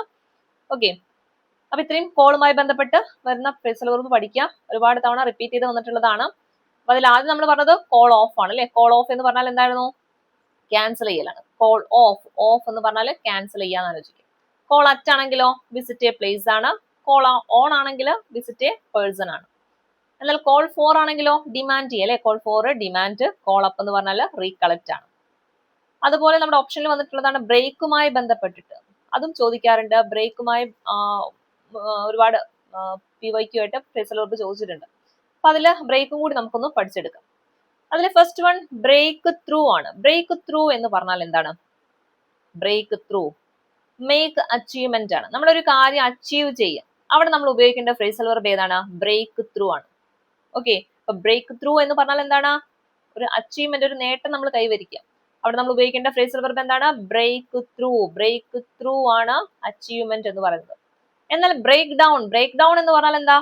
വണ്ടി ബ്രേക്ക് ഡൗൺ ആയി എന്ന് പറയും അല്ലേ. അതായത് അതിന്റെ ആ ഒരു ഫംഗ്ഷൻ അവിടെ നിന്ന് പോവുക. അപ്പൊ സ്റ്റോപ്പ് ഫംഗ്ഷനിങ് ആണ്, അത് അവിടെ വെച്ച് സ്റ്റോപ്പ് ആയി പോവുക. അതിനെയാണ് നമ്മൾ എന്താ പറയാ? ബ്രേക്ക് ഡൗൺ ആവുക എന്ന് പറയാം. ഓക്കെ, എന്നാൽ ബ്രേക്ക് ഇൻ ടു ആണെങ്കിലോ ബ്രേക്ക് ഇൻ ടു എന്ന് പറഞ്ഞാൽ എൻറ്റർ ഫോഴ്സ്ഫുള്ളി ആണ്. ഇൻ ടു എന്ന് പറഞ്ഞാൽ എന്താ? അല്ലെ നമ്മളൊരു അതിന്റെ ഉള്ളിലേക്ക് എന്നൊരു അർത്ഥമാണ്. ഇൻ ടു ഉള്ളിലേക്ക് എന്നതാണ്. അതായത് നമ്മളൊരു ഫോഴ്സ് ആയതുകൊണ്ട് നമ്മളൊരു ഉള്ളിലേക്ക് കടന്നു ചെല്ലുക. എൻറ്റർ ഫോഴ്സ്ഫുള്ളി ആണ് അല്ലെ. എങ്ങനെയാണ് എൻ്റർ ചെയ്യുന്നത്? അതിന്റെ ഉള്ളിലേക്ക് എങ്ങനെയാണ് കിടക്കുന്നത്? ഫോഴ്സ്ഫുള്ളി ആണ്, വളരെ ശക്തമായിട്ട് നമ്മൾ അതിന്റെ ഉള്ളിലേക്ക് കയറി പോവുക. അവിടെ നമ്മൾ ഉപയോഗിക്കേണ്ട ഫ്രേസൽ വെർബാണ് ഏതാ? Break into. Break into, നമ്മൾ ആ ബ്രേക്ക് ചെയ്തുകൊണ്ട് അങ്ങോട്ട് കയറി ചെല്ലുക. അങ്ങനെ ആലോചിച്ചാൽ മതി. അപ്പൊ ബ്രേക്ക് ഇൻ ടു എന്ന് പറഞ്ഞാൽ എന്താ? എൻറ്റർ ഫോഴ്സ്ഫുള്ളി ആണ്. എന്നാൽ ബ്രേക്ക് ഔട്ട്, ബ്രേക്ക് ഔട്ട് ആവുക എന്ന് പറഞ്ഞാൽ എന്താണ്? ബ്രേക്ക് ഔട്ട് ആവുക 1857 റിവോൾട്ട് ബ്രേക്ക് ഔട്ട് ആയി എന്ന് പറയും അല്ലെ. അതായത് 1857 വിപ്ലവം പൊട്ടിപ്പുറപ്പെട്ടു എന്നാണ് പറയാം. അതായത് പെട്ടെന്ന് എന്ത് ചെയ്യുക? ഒരു കാര്യം അവിടെ ആരംഭിക്കുക. അതായത് സ്റ്റാർട്ട് സഡൻലി ആണ്. സ്റ്റാർട്ട് സഡൻലി അല്ലെ, പെട്ടെന്ന് ആരംഭിക്കുക. അതിനെയാണ് നമ്മൾ എന്ത് പറയാ? ബ്രേക്ക് ഔട്ട് ആവുക എന്ന് പറയാം. ഓക്കെ, അപ്പൊ ബ്രേക്ക് ഔട്ട് ആവുക എന്ന് പറഞ്ഞാൽ എന്താണ്? ഔട്ട് ആവുക എന്ന് പറഞ്ഞാൽ എന്താ? പുറത്തേക്ക് ആവുക അല്ലെ. അതായത് ഒരു കാര്യം പെട്ടെന്ന് എന്ത് ചെയ്യുക? ആരംഭിക്കുക. അതിനെയാണ് ബ്രേക്ക് ഔട്ട് എന്ന് പറയുന്നത്. ബ്രേക്ക് അവേ ആണെങ്കിലോ ബ്രേക്ക് അവേ. ബ്രേക്ക് അവേ എന്ന് പറഞ്ഞാൽ എസ്കേപ്പ് ആവുക. ഓക്കെ, അവേ എന്ന് പറയുമ്പോൾ തന്നെ പോവാന്നുള്ള രീതിയിൽ എടുക്കുക. അപ്പൊ ബ്രേക്ക് അവേ, എസ്കേപ്പ് ആയി അവിടെ നിന്ന് പോവാം. ബ്രേക്ക് അവേ എന്ന് പറഞ്ഞാൽ എന്താണ്? എസ്കേപ്പ് ആയി പോവാം. ബ്രേക്കപ്പ്, ബ്രേക്കപ്പ് എല്ലാവർക്കും പിന്നെ അറിയുന്നതാവും അല്ലെ. ബ്രേക്കപ്പ് ആവുക എന്ന് പറഞ്ഞാൽ എന്താണ്? കം ടു എൻഡ് ആണ്. അതായത് ഒരു കാര്യം അവസാനിക്കുക, ഒരു റിലേഷൻ അവസാനിക്കുക. അവിടെയൊക്കെ എന്താണ് നമ്മൾ ഉപയോഗിക്കുന്നത്? ബ്രേക്കപ്പ് ആണ്. Okay, come to an end ആണ് അല്ലെ. ഒരു കാര്യം അതിന്റെ അവസാനത്തിലോട്ട് വരിക.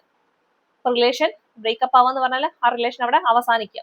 അതാണ് ബ്രേക്കപ്പ് എന്ന് പറയുന്നത്. ഓക്കെ, അപ്പൊ ബ്രേക്കുമായി ബന്ധപ്പെട്ട ഇത്രയും കാര്യങ്ങൾ പഠിച്ചു വെച്ചേക്കണം. അപ്പൊ ബ്രേക്ക് ത്രൂ, ബ്രേക്ക് ത്രൂ എന്തായിരുന്നു? മേക്ക് അച്ചീവ്മെന്റ് ആണ്. ഇനി സ്റ്റോപ്പ് ഫംഗ്ഷനിങ്, ഒരു കാര്യം അവിടെ അതിന്റെ ഫംഗ്ഷൻസ് അവസാനിക്കുമ്പോൾ നമ്മൾ ഉപയോഗിക്കുന്നത് ഏതാണ്? ബ്രേക്ക് ഡൗൺ ആണ് അല്ലെ. ബ്രേക്ക് ഡൗൺ ആയി എന്ന് പറയും.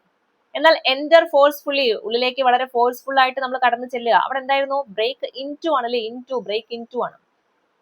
സ്റ്റാർട്ട് സഡൻലി, ഒരു കാര്യം പെട്ടെന്ന് പൊട്ടിപ്പുറപ്പെടുക, എന്തായിരുന്നു? ബ്രേക്ക് ഔട്ട് ആണ്. ബ്രേക്ക് ഔട്ട് ആവുക. ബ്രേക്ക് ഔട്ട് ആവുക എന്ന് പറഞ്ഞാൽ എന്താണ്? സ്റ്റാർട്ട് സഡൻലി ആണ്. ഇനി എസ്കേപ്പ് ആയി പോവുകയാണെങ്കിലോ അത് ബ്രേക്ക് അവേ. ബ്രേക്ക് അവേ ആണ് അല്ലെ. അവേ എന്ന് പറയുമ്പോൾ പോയി എന്നുള്ള രീതിയിൽ ആലോചിക്കുക. ബ്രേക്ക് അവേ, എസ്കേപ്പ് ആവുക. ഇനി ഒരു കാര്യം അതിന്റെ അവസാനത്തിലോട്ട് എത്തുക എന്ന് പറയുമ്പോൾ ബ്രേക്കപ്പ് ആണ് അല്ലെ. കം ടു ആൻ എൻഡ് ആണ്. ഓക്കെ, അപ്പൊ ബ്രേക്ക് വെച്ചിട്ടുള്ളതും കോൾ വെച്ചിട്ടുള്ളത് ഇപ്പൊ തന്നെ എന്ത് ചെയ്യുക? പഠിച്ചു തീർക്കുക.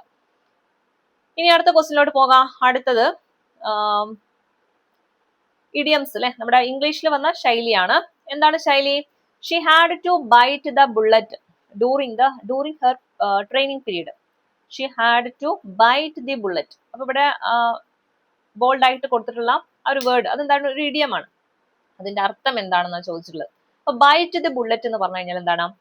അൺപ്ലസന്റ് സിറ്റുവേഷൻ ആണ്. ഒട്ടും എന്താ പറയാ, പ്ലസന്റ് അല്ലാത്ത അല്ലെങ്കിൽ വേദനാജനകമായിട്ടുള്ള ഒരു സിറ്റുവേഷൻസ്, അങ്ങനെയുള്ളതിനെയാണ് നമ്മൾ എന്ത് പറയാം? ബൈറ്റ് ദി ബുള്ളറ്റ് എന്ന് പറയുന്നത്. അയാളുടെ ട്രെയിനിങ് പീരീഡിൽ മൊത്തം അയാൾക്ക് എന്തായിരുന്നു? വളരെ അൺപ്ലസന്റ് ആയിട്ടുള്ള ഒരു സിറ്റുവേഷൻ ആയിരുന്നു. ഓക്കെ, അപ്പൊ ബൈറ്റ് ദി ബുള്ളറ്റ് എന്ന് പറഞ്ഞാൽ എന്താണ് അർത്ഥം വരുന്നത്? അൺപ്ലസന്റ് സിറ്റുവേഷൻ ആണ്. ഒട്ടും പ്ലസന്റ് അല്ലാത്ത, വേദനാജനകമായിട്ടുള്ള, വളരെ മോശമായിട്ടുള്ള സിറ്റുവേഷൻ. അതിനെയാണ് നമ്മൾ എന്ത് പറയാ? ബൈറ്റ് ദി ബുള്ളറ്റ് എന്ന് പറയുന്നത് അല്ലെ. ബുള്ളറ്റ്, നമ്മളെ ബുള്ളറ്റ് ഒക്കെ തറച്ചാൽ എന്താ സ്ഥിതി? ആ ഒരു വേദനയോട് കൂടിയുള്ള ജീവിതം എന്നൊക്കെയുള്ള രീതിയിൽ നമുക്ക് ഓർത്ത് വെക്കാം. ബൈറ്റ് ദി ബുള്ളറ്റ് എന്ന് പറഞ്ഞാൽ എന്താണ്? അൺപ്ലസന്റ് സിറ്റുവേഷൻ ആണ്. ഇനി ഇവിടുന്ന് ചോദിക്കാൻ സാധ്യതയുള്ള കുറച്ച് ഇഡിയംസും കൂടി നോക്കാം. അതിൽ first one A dark horse ആണ്. എന്താണ് ഡാർക്ക് ഹോഴ്സ് എന്ന് പറഞ്ഞാല്? ഡാർക്ക് ഹോഴ്സ് എന്ന് പറഞ്ഞാൽ എന്താണ്? എന്താ ഡാർക്ക് ഹോഴ്സ് എന്ന് പറഞ്ഞാൽ? A person whose abilities are hidden ആണ്. അതായത് ഇപ്പൊ നമ്മൾ ചില വ്യക്തികളെ നമുക്ക് പറയാം അയാൾ ഒരു ഡാർക്ക് ഹോഴ്സ് ആണെന്ന് പറയും. അതായത് അയാളുടെ എബിലിറ്റീസ് നമുക്ക് എന്ത് ചെയ്യാൻ പറ്റില്ല, പെട്ടെന്ന് ഒറ്റ നോട്ടത്തിൽ കാണാൻ പറ്റില്ല. അതായത് അയാളെ പലപ്പോഴും എന്താണ് അയാളെ കൊണ്ടൊന്നും ചെയ്യാൻ പറ്റാത്തതാണ്, അല്ലെങ്കിൽ അയാളെ കൊണ്ടൊന്നും കൊള്ളരുതാത്തവനാണെന്നൊക്കെ നമ്മൾ പറയും. പക്ഷെ അയാളുടെ കഴിവുകൾ അയാളുടെ ഉള്ളിലുണ്ടായിരിക്കും. ചില അവസരങ്ങൾ അയാൾ അത് പുറത്തെടുക്കും. അങ്ങനെയുള്ള ആളുകൾ ഉണ്ടെങ്കിൽ നമുക്ക് അവരെ എന്ത് വിളിക്കാം? എ ഡാർക്ക് ഹോഴ്സ് എന്ന് വിളിക്കാം. ഓക്കെ, അതായത് പ്രത്യക്ഷത്തിൽ കാണുമ്പോൾ അയാളെ കൊണ്ട് നമ്മൾ പറയും അല്ലെ, ഒരു എന്താ പറയാ, അയാളെ കൊണ്ടൊന്നും ചെയ്യാൻ പറ്റാത്തതാണ്, അങ്ങനെയുള്ള രീതിയിൽ നമ്മൾ അയാളെ പറയും. പക്ഷെ അയാളുടെ കഴിവുകൾ, അല്ലെങ്കിൽ അയാൾക്കുള്ള കഴിവുകൾ അയാളുടെ ഉള്ളിൽ ഒതുക്കിയിട്ടുണ്ടായിരിക്കും. അങ്ങനെ അതെന്ത് ചെയ്യുന്നു, സന്ദർഭത്തിനനുസരിച്ച് അയാൾ പുറത്തെടുക്കും. അങ്ങനെയാണെങ്കിൽ അയാൾ എന്ത് നമുക്ക് വിളിക്കാം? എ ഡാർക്ക് ഹോഴ്സ് എന്ന് പറയാം. Okay, a person whose abilities are hidden, അല്ലെ, അയാളുടെ കഴിവുകൾ ഉള്ളിൽ ഒതുക്കി നടക്കുന്ന ആളുകൾ. അങ്ങനെയുള്ള ആളുകളെ നമുക്ക് എന്താ വിളിക്കാം? എ ഡാർക്ക് ഹോഴ്സ് ആണ്. എന്താ വിളിക്കാം? A dark horse. അടുത്ത് നോക്കാം. അടുത്തത് അറ്റ് ദി 11th അവർ. എന്താണ് അറ്റ് ദി 11th അവർ കൊണ്ട് അർത്ഥമാക്കുന്നത്? ലാസ്റ്റ് പോസിബിൾ മൊമെന്റ് ആണ്. നമുക്കറിയാം നമ്മുടെ ക്ലോക്കിൽ എത്ര സംഖ്യ ഉണ്ട്? 12 വരെ ഉണ്ട് അല്ലെ. 12ലോട്ടൊക്കെ എത്തുക എന്ന് പറയുമ്പോൾ എന്താണ്, അതിലെ അവസാന നിമിഷത്തിലോട്ട് എത്തി എന്നുള്ള രീതിയിൽ ആലോചിക്കാം. അപ്പൊ 11 എന്ന് പറയുമ്പോൾ അതിന് എടുത്തുള്ളതാണ് അല്ലെ. അതായത് ഏറ്റവും ലാസ്റ്റിലുള്ള, അല്ലെങ്കിൽ നമുക്ക് സാധ്യമായിട്ടുള്ള അവസാനത്തെ ആ ഒരു നിമിഷം, അതിനെയാണ് നമ്മൾ എന്ത് പറയാം? അറ്റ് ദി 11th അവർ എന്ന് പറയുന്നത്. ഓക്കെ, അപ്പൊ അറ്റ് ദി 11th അവർ എന്ന് പറയുന്ന ഇഡിയം കൊണ്ട് എന്താ അർത്ഥമാക്കുന്നത്? ലാസ്റ്റ് പോസിബിൾ മൊമെന്റ് ആണ്. അതായത് അവസാന നിമിഷം, അല്ലെങ്കിൽ അവസാന നമുക്ക് സാധ്യമായിട്ടുള്ള ആ ഒരു ലാസ്റ്റ് നിമിഷത്തിൽ നമുക്ക് സാധ്യമായിട്ടുള്ള കാര്യം എന്ന രീതിയിലൊക്കെ എന്ത് ചെയ്യാം, നമുക്ക് പറയാം. അപ്പൊ അതാണ് അറ്റ് ദി 11th അവർ എന്ന് പറയുന്നത്. അടുത്ത് നോക്കാം. അടുത്തത് അറ്റ് സി ആണ്. അറ്റ് സി എന്ന് പറഞ്ഞാൽ എന്താ? അറ്റ് സി എന്ന് പറഞ്ഞാൽ in a state of confusion ആണ്. ഓക്കെ, എന്താണ്? In a state of confusion ആണ്. സി എന്ന് പറഞ്ഞാൽ എന്താ? കടലാണ് അല്ലെ, സി എന്ന് പറഞ്ഞാൽ. അപ്പൊ അറ്റ് സി എന്ന് പറയുമ്പോൾ അവിടെ എന്താണ് അർത്ഥമാക്കുന്നത്? ഒരു കണ്ടീഷൻ, അതായത് എന്താ പറയാ, ആകെ ഒരു കൺഫ്യൂഷൻ ആകുന്ന ഒരു കണ്ടീഷനിലോട്ട് വരിക.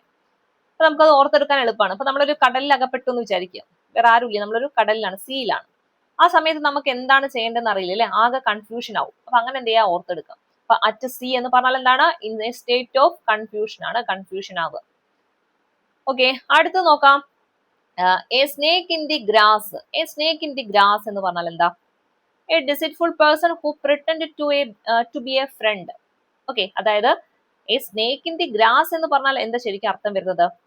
ഗ്രാസ് എന്ന് പറഞ്ഞാൽ എന്താ? പുല്ലാണ്. അപ്പൊ പുല്ലില് ഒരു പാമ്പിനെ കണ്ടു കഴിഞ്ഞാല് എന്താവും സ്ഥിതി? അപ്പൊ പുല്ലിലൊരു പാമ്പിനെ നമുക്ക് പെട്ടെന്ന് തിരിച്ചറിയാൻ പറ്റില്ല അല്ലെ. ഏകദേശം അതിന്റെ അതേ ഒരു ആകൃതിയും, അല്ലെങ്കിൽ അതിന്റെ അതേ കളറൊക്കെയാണ്. അപ്പൊ അതിനെ നമുക്ക് പെട്ടെന്ന് നമുക്ക് മനസ്സിലാക്കാൻ പറ്റില്ല. അതേപോലെ തന്നെയാണ് നമ്മളൊരു ഫ്രണ്ട് ആണെന്ന് നടിച്ചും കൊണ്ട് നമ്മളെ വഞ്ചിക്കുക. നമുക്ക് അയാൾ കാണുമ്പോൾ നമ്മളൊരു ഫ്രണ്ടാണ്, അല്ലെങ്കിൽ നമുക്ക് നല്ല പരിചയമുള്ള ഒരാളാണ്, പക്ഷെ അയാൾ നമ്മളെ ചതിക്കുകയാണെങ്കിൽ അവിടെ നമുക്ക് ഉപയോഗിക്കേണ്ട ശൈലിയാണ് എന്താ?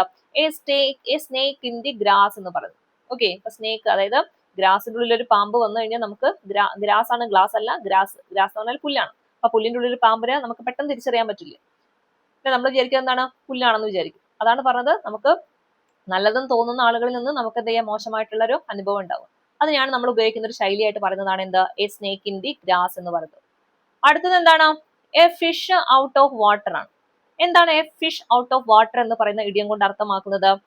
To be in a unconditional situation ആണ് അല്ലെ. To be in a unconditional unconditional അല്ല, അൺകംഫർട്ടബിൾ പൊസിഷൻ ആണ്. ഒട്ടും കംഫർട്ട് അല്ലാത്ത ഒരു സ്ഥാനത്ത് നിൽക്കുന്ന സമയത്ത് നമ്മൾ ഉപയോഗിക്കേണ്ട ഒരു ശൈലിയാണ് എന്താ? A fish out of water എന്ന് പറയുന്നത്. എന്താ പറഞ്ഞത്? കംഫർട്ട് അല്ലാത്ത ഒരു കാര്യം അല്ലെ, നമുക്ക് ഒട്ടും കംഫർട്ട് അല്ലാത്ത ഒരു പൊസിഷനിൽ നമ്മൾ നിൽക്കുകയാണെങ്കിൽ നമ്മൾ ഉപയോഗിക്കേണ്ട ശൈലി എന്താണ്? A fish out of water എന്നാണ് പറയാം. അത് നമുക്ക് ഓർത്തെടുക്കാൻ എളുപ്പമാണ് അല്ലെ. നമുക്കറിയാം ഇവിടെ വാക്കിൽ തന്നെ നമുക്ക് ഉണ്ട്, അതായത് A fish out of water എന്നാണ്. ഔട്ട് ഓഫ് വാട്ടർ എന്ന് പറഞ്ഞാൽ എന്താ? വെള്ളത്തിന് പുറത്താണ്. അപ്പൊ ഒരു വെള്ളത്തിന് പുറത്തൊരു ഫിഷ് കിടന്നു കഴിഞ്ഞാൽ അതിന് എത്ര നേരം അതിൽ അതിജീവിക്കാൻ പറ്റും? വളരെ ബുദ്ധിമുട്ടാവും അല്ലെ. അതിന് ആ ഒരു കണ്ടീഷനുമായിട്ട് എന്ത് ചെയ്യാൻ പറ്റില്ല, നിൽക്കാൻ പറ്റില്ല. അതായത് ഒട്ടും കംഫർട്ട് അല്ലാത്ത ഒരു ഇതിലായിരിക്കും നിൽക്കുക. അതാണ് പറയുന്നത് a fish out of water എന്ന് പറഞ്ഞു കഴിഞ്ഞാൽ അൺകംഫർട്ടബിൾ പൊസിഷൻ ആണ്. ഓക്കെ, അപ്പൊ 3 ഇഡിയംസ് ഇപ്പൊ തന്നെ പഠിച്ച് സെറ്റ് ആവുക. ഫസ്റ്റ് നമ്മൾ പറഞ്ഞു എ ഡാർക്ക് ഹോഴ്സ് ആണ്. എന്താണ് പറഞ്ഞത്? A person whose abilities are hidden അല്ലെ, അദ്ദേഹത്തിന്റെ കഴിവുകൾ ഉള്ളിൽ ഒതുക്കി നടക്കുന്ന ആളുകൾ. അങ്ങനെയുള്ള ആളുകളെയാണ് എ ഡാർക്ക് ഹോഴ്സ് എന്ന് പറയുന്നത്. അറ്റ് ദി 11th അവർ എന്ന് പറഞ്ഞാൽ എന്താ? ലാസ്റ്റ് പോസിബിൾ മൊമെന്റ് ആണ് അല്ലെ, അവസാന നിമിഷത്തിൽ ഉള്ള കാര്യങ്ങൾ. അതിനാണ് നമ്മൾ അറ്റ് ദി 11th അവർ എന്ന് പറയുന്നത്. എന്നാൽ അറ്റ് സി എന്ന് പറഞ്ഞാൽ എന്തായിരുന്നു? അറ്റ് സി അല്ലെ, നമ്മൾ കടലിൽ അകപ്പെട്ടു, എന്താ ചെയ്യേണ്ടതെന്ന് അറിയില്ല, കൺഫ്യൂഷൻ ആയി, അതായത് in a state of confusion ആണ്. ഇനി a snake in the grass എന്ന് പറഞ്ഞാൽ എന്താ? A deceitful person who pretend to be a friend അല്ലെ, നമ്മളൊരു ഫ്രണ്ട് ആയിട്ട് നിന്നുകൊണ്ട് നമ്മളെ വഞ്ചിക്കുക. അതാണ് എന്ത്? A snake in the grass എന്ന് പറയുന്നത്. A fish out of water എന്ന് പറഞ്ഞാൽ അൺകംഫർട്ടബിൾ പൊസിഷൻ ആണ്. ഓക്കെ, ഇനി അടുത്തത് ഇംഗ്ലീഷിലെ ലാസ്റ്റ് ക്വസ്റ്റ്യൻ ആണ്. സ്പെല്ലിംഗ് ടെസ്റ്റുമായി ബന്ധപ്പെട്ടിട്ടുള്ളൊരു ക്വസ്റ്റ്യൻ ആണ് വന്നിട്ടുള്ളത്. താഴെ കൊടുത്തിട്ടുള്ളതിൽ അക്വിൻറ്റൻസ് എങ്ങനെയാണ് കറക്റ്റ് ആയിട്ട് എഴുതുക എന്നാണ്. എങ്ങനെയാണ്? അക്വിൻറ്റൻസിൽ ഇ ഒന്നും വരില്ല, ഫുള്ള് എ ആയിരിക്കും.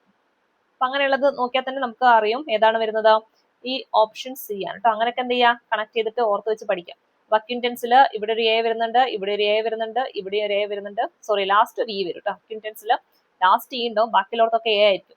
നമുക്ക് ഓപ്ഷനിൽ കാണുന്ന സമയത്ത് ഇടയിൽ ഇ വരുമ്പോഴാണ് നമുക്ക് കൺഫ്യൂഷൻ വരിക. ഓക്കെ, ഇവിടെ ഇ വരും, ഇവിടെ ഇ വരും, അവിടെ ഉൾഭാഗത്തൊന്നും ഇ ഉണ്ടാവില്ല, ലാസ്റ്റിൽ ഇ ആയിരിക്കും വരും. അങ്ങനെയുള്ള ഒരു സെന്റൻസ് ആണ് അക്വിൻറ്റൻസ് എന്ന് പറയുന്നത്. അപ്പൊ അക്വിൻറ്റൻസ് എങ്ങനെ എഴുതുന്നത്? A C Q U A I N T A N C, acquaintance. Okay, ഇതാണ് കറക്റ്റ് രൂപം. അപ്പൊ ഇങ്ങനെയുള്ള സ്പെല്ലിങ്ങുകളൊക്കെ എന്താ ചെയ്യുക, ഓരോ വേർഡ്സും എടുത്തിട്ട് ഒരു 4-5 തവണ എഴുതി പഠിക്കും. ഇവിടുന്ന് ചോദിക്കാൻ സാധ്യതയുള്ള ഒരു 4-5 പദം നമുക്ക് നോക്കാം. അറ്റൻഡൻസ്, അറ്റൻഡൻസ് എങ്ങനെ എഴുതുക? അറ്റൻഡൻസ് അല്ലെ, അറ്റൻ 2 ടി വരും, അറ്റൻഡൻസ്, അറ്റൻഡൻസ് എന്നാണ് പറയുന്നത്. ഇവിടെ ചിലപ്പം ഡി ഇ വരാൻ സാധ്യത ഉണ്ട്. അപ്പൊ എന്താണ്, അത് തെറ്റായിട്ടുള്ളതാണ്. അറ്റൻഡൻസ്, ഡൻസ് എന്നല്ല നമ്മൾ പറയുന്നത്. അപ്പൊ ഡി എ ആണ് വരിക.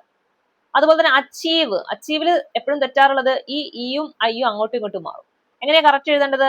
അച്ച് ഐ കഴിഞ്ഞിട്ടാണ് ഇ വരിക അല്ലെ. അച്ചീവ്, അച്ചീവ് നമ്മളൊരു കാര്യം നേടുകയാണ് അല്ലെ. അപ്പൊ അവിടെ ഞാനാണ് നേടിയെന്നുള്ള രീതിയിൽ ആദ്യം ഐ കൊടുക്കുക, എന്നിട്ട് ഇ കൊടുക്കുക. അപ്പം ഐ കഴിഞ്ഞിട്ടാണ് ഇ വരിക. ഇത് അങ്ങോട്ടും ഇങ്ങോട്ടും മാറുമ്പോഴാണ് നമുക്ക് തെറ്റ്. അപ്പൊ അച്ചീവ് എന്ന് പറയുമ്പോൾ ഞാൻ ഐ എന്നുള്ള രീതിയിൽ, ഞാൻ എന്നുള്ള രീതിയിൽ എടുക്കാം. അപ്പൊ ഞാൻ നേടി എന്നുള്ള രീതിയിൽ ഐ കഴിഞ്ഞിട്ടാണ് ഇ വരിക. അങ്ങനെ ആലോചിക്കാം. അടുത്തത് ആക്സസിബിൾ ആണ്. ആക്സസിബിളില് തെറ്റാൻ സാധ്യത ഉള്ളത് ഒരു സി കൊടുക്കും, അല്ലെങ്കിൽ ഒരു എസ് കൊടുക്കും. അപ്പൊ അവിടെ ഓർത്ത് വെച്ചേക്കാം, അക്കോമഡേഷൻ, ആക്സസിബിൾ, അവിടെ ഒക്കെ എന്ത് വരുന്നുണ്ട്? 2 സി വരുന്നുണ്ട്.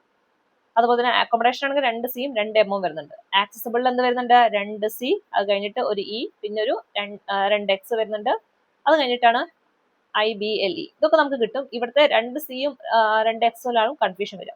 അപ്പൊ അത് ശ്രദ്ധിച്ച് പഠിക്കാം.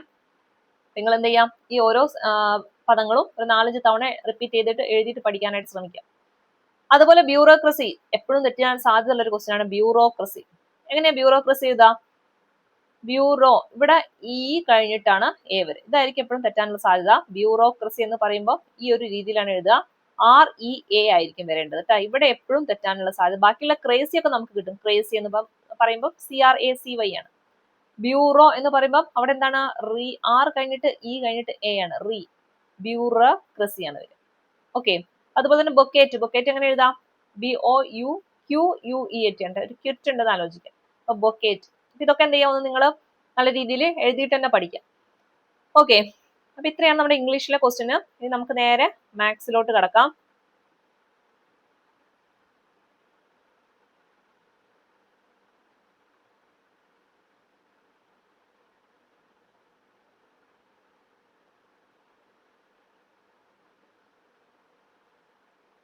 ഒറ്റ സെക്കൻഡ്, ഇങ്ങനെ ഹാങ് ആയി പോകുന്നതാണ്.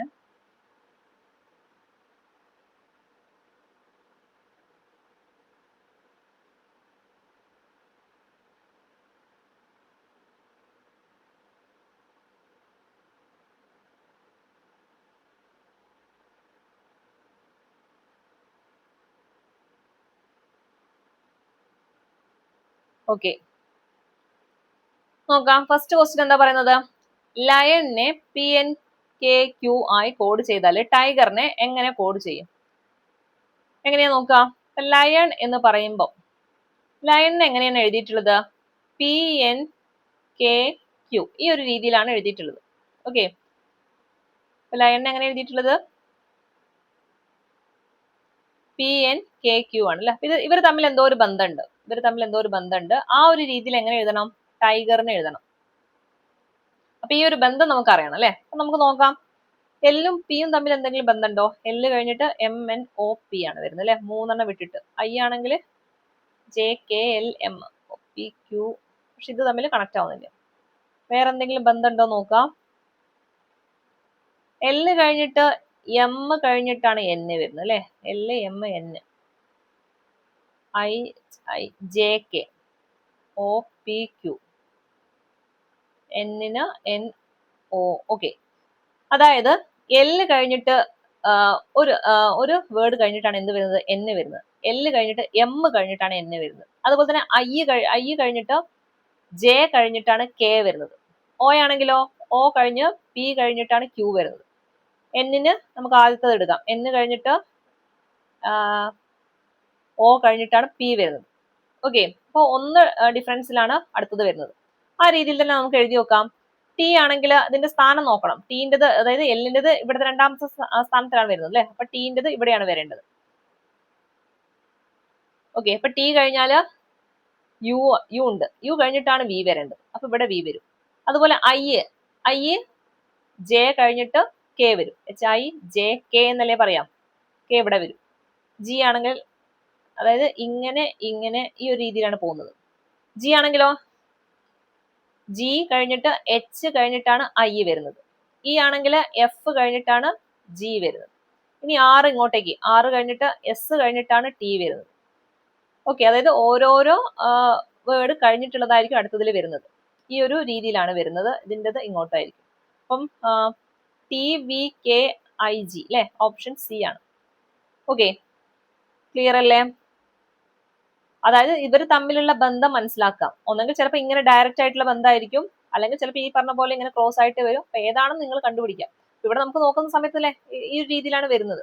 അപ്പൊ അതേപോലെ ആയിരിക്കണം അടുത്ത് നമ്മൾ കൊടുക്കേണ്ടത്. ഓക്കെ, അടുത്ത ക്വസ്റ്റ്യൻ നോക്കാം.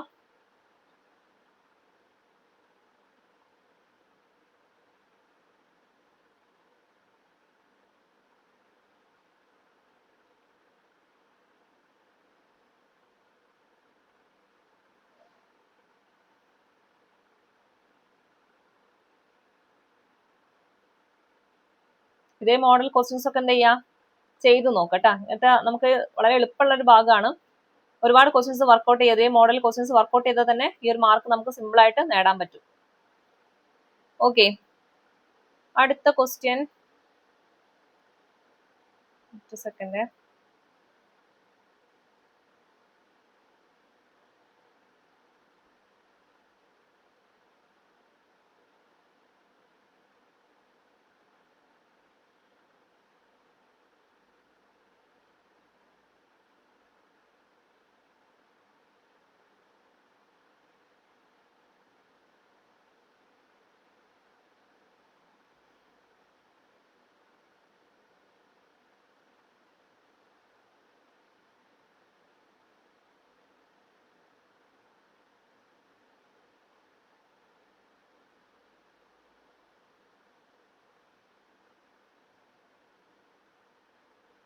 ഓക്കെ, അടുത്ത ക്വസ്റ്റ്യൻ നോക്കാം. സിംഹം മാംസഭോജി. അങ്ങനെയാണെങ്കിൽ പശു എന്താണ് എന്നാണ് ചോദിച്ചിട്ടുള്ളത്. ഓക്കെ, സിംഹം എന്താണ്, മാംസഭോജി ആണെങ്കിൽ പശു, സിംഹം എന്താ, പശു എന്താ വരേണ്ടത്? പശു വരുമ്പോ സസ്യബുക്കാണ് അല്ലെ. സിംഹം മാംസഭോജി ആണെങ്കിൽ പശു എന്ന് പറയുമ്പോൾ എന്തായിരിക്കും, സസ്യബുക്കിലാണ് വരിക. ഓപ്ഷൻ സി ആയിരിക്കും വരിക. അടുത്ത ക്വസ്റ്റ്യൻ നോക്കാം. സാധാരണ ക്ലോക്കിൽ പുലർച്ചെ 3:45 മണിക്കൂർ സൂചിക്കും മിനിറ്റ് സൂചിക്കും ഇടയിലുള്ള കോണളവ് എത്രയാണെന്നാണ് ചോദിച്ചിട്ടുള്ളത്. അപ്പം സാധാരണ നമുക്ക് ഈ കോണളവ് കാണാനുള്ള ഒരു ഇക്വേഷൻ ഉണ്ട്. കോണളവ് എങ്ങനെയാണ് കോണളവ് കാണുക എന്ന് പറഞ്ഞു കഴിഞ്ഞാല് എങ്ങനെയാണ്, 30H മൈനസ് 11/2M. ഈ ഒരു ഇക്വേഷൻ എന്ത് ചെയ്യാ, പഠിച്ചു വെക്കാം. ഓക്കെ, അപ്പൊ കോണളവ് ഏതൊരു ക്വസ്റ്റ്യൻ ചോദിക്കുകയാണെങ്കിൽ അവിടെ കോണളവാണ് ചോദിക്കുന്നതെങ്കിൽ കാണേണ്ടത് എങ്ങനെയാണ്, 30H മൈനസ് 11/2M ആണ്. ഇവിടെ H എന്ന് പറയുമ്പോൾ എന്താണ്, അവർ ആണ് അല്ലെ, മണിക്കൂറാണ്. M എന്ന് പറയുമ്പോൾ മിനിറ്റ് ആണ്. ഇനി ഇവിടെ തന്നിട്ടുള്ള സമയം എടുക്കുക, 3:45 ആണ്. വേറെ ഒന്നും നമുക്ക് വേണ്ട, 3:45. ഇത് വെച്ചുകൊണ്ട് നമുക്ക് ചെയ്യാം. ഇവിടെ 3 എന്ന് പറയുമ്പോൾ എന്താ, 3:45 പറയുമ്പോൾ 3 മണിക്കൂറാണ്, 45 മിനിറ്റ് ആണ്. ആ കാര്യങ്ങൾ അതേപോലെ അങ്ങ് കൊടുത്താൽ മതി. അപ്പൊ 30 ഇൻറ്റു H എത്രയാണ്, മണിക്കൂർ എന്ന് പറയുമ്പോൾ 3 ആണ്, മൈനസ് 11/2 മിനിറ്റ് എന്ന് പറയുമ്പോൾ 45 മിനിറ്റ് ആണ്, ഇൻറ്റു 45. ഇതങ്ങോട്ട് ചെയ്ത് കഴിഞ്ഞാൽ നമുക്ക് എന്ത് കിട്ടും, ഉത്തരം കിട്ടും. നോക്കാം, 30 ഇൻറ്റു 3 എന്ന് പറയുമ്പോൾ എന്താ, 90 ആണ്. 30 ഇൻറ്റു 3 90 ആണ്, മൈനസ് 11/2 എന്ന് പറഞ്ഞാൽ എന്താ, 11നെ 2 കൊണ്ട് ഹരിക്കുക എന്ന് പറഞ്ഞാൽ 5.5 ആണ്, ഇൻറ്റു 45 ആണ്. അപ്പൊ 90 മൈനസ് 5.5 ഇൻറ്റു 45, 45ഉം 55 ഒന്ന് ഗുണിക്കുക, 25, 2, 22, 5, 25, 2, 4, 2, 22. 5, 7, 4, 2. പോയിന്റ് ഒന്നുണ്ടല്ലോ, അപ്പൊ ആ സ്ഥാനം മാറ്റി കുത്തിടാം. അപ്പൊ 247.5 വരും. ഇനി 90-ൽ നിന്ന് 247.5 കുറയ്ക്കും അല്ലെ, അതായത് 247.5-ൽ നിന്ന് 90 കുറയ്ക്കാം. 5, 7, 10, 11, 12, 13, 14. 5, 1. ഓക്കെ, 157.5. നമ്മുടെ ഓപ്ഷനിലോ 157.5 ഉണ്ടോ? ഉണ്ടല്ലേ, ഓപ്ഷൻ എയില് വരുന്നുണ്ട്. ഓക്കെ, അപ്പൊ ഇവിടെ നിങ്ങൾ ശ്രദ്ധിക്കേണ്ടത് കോണളവ് ചോദിക്കുകയാണെങ്കിൽ നമ്മൾ പഠിച്ചിരിക്കേണ്ട ഇക്വേഷൻ ആണ് ഏതാ? 30h മൈനസ് 11/2m ആണ്. അവിടെ മണിക്കൂറിന്റെ സ്ഥാനത്ത് ആ സംഖ്യ കൊടുക്കുക, മിനിറ്റിന്റെ സ്ഥാനത്ത് ആ സംഖ്യ കൊടുത്തു കഴിഞ്ഞാൽ നമുക്ക് എന്ത് ചെയ്യാൻ പറ്റും? സിമ്പിൾ ആയിട്ട് ഉത്തരത്തിലോട്ട് എത്താൻ പറ്റും. അടുത്ത ക്വസ്റ്റ്യൻ നോക്കാം. ലാസ്റ്റ് ക്വസ്റ്റ്യൻ ആണ്. 17 103-നെ 5 കൊണ്ട് ഹരിക്കുമ്പോൾ കിട്ടുന്ന ശിഷ്ടം എത്രയാണ്?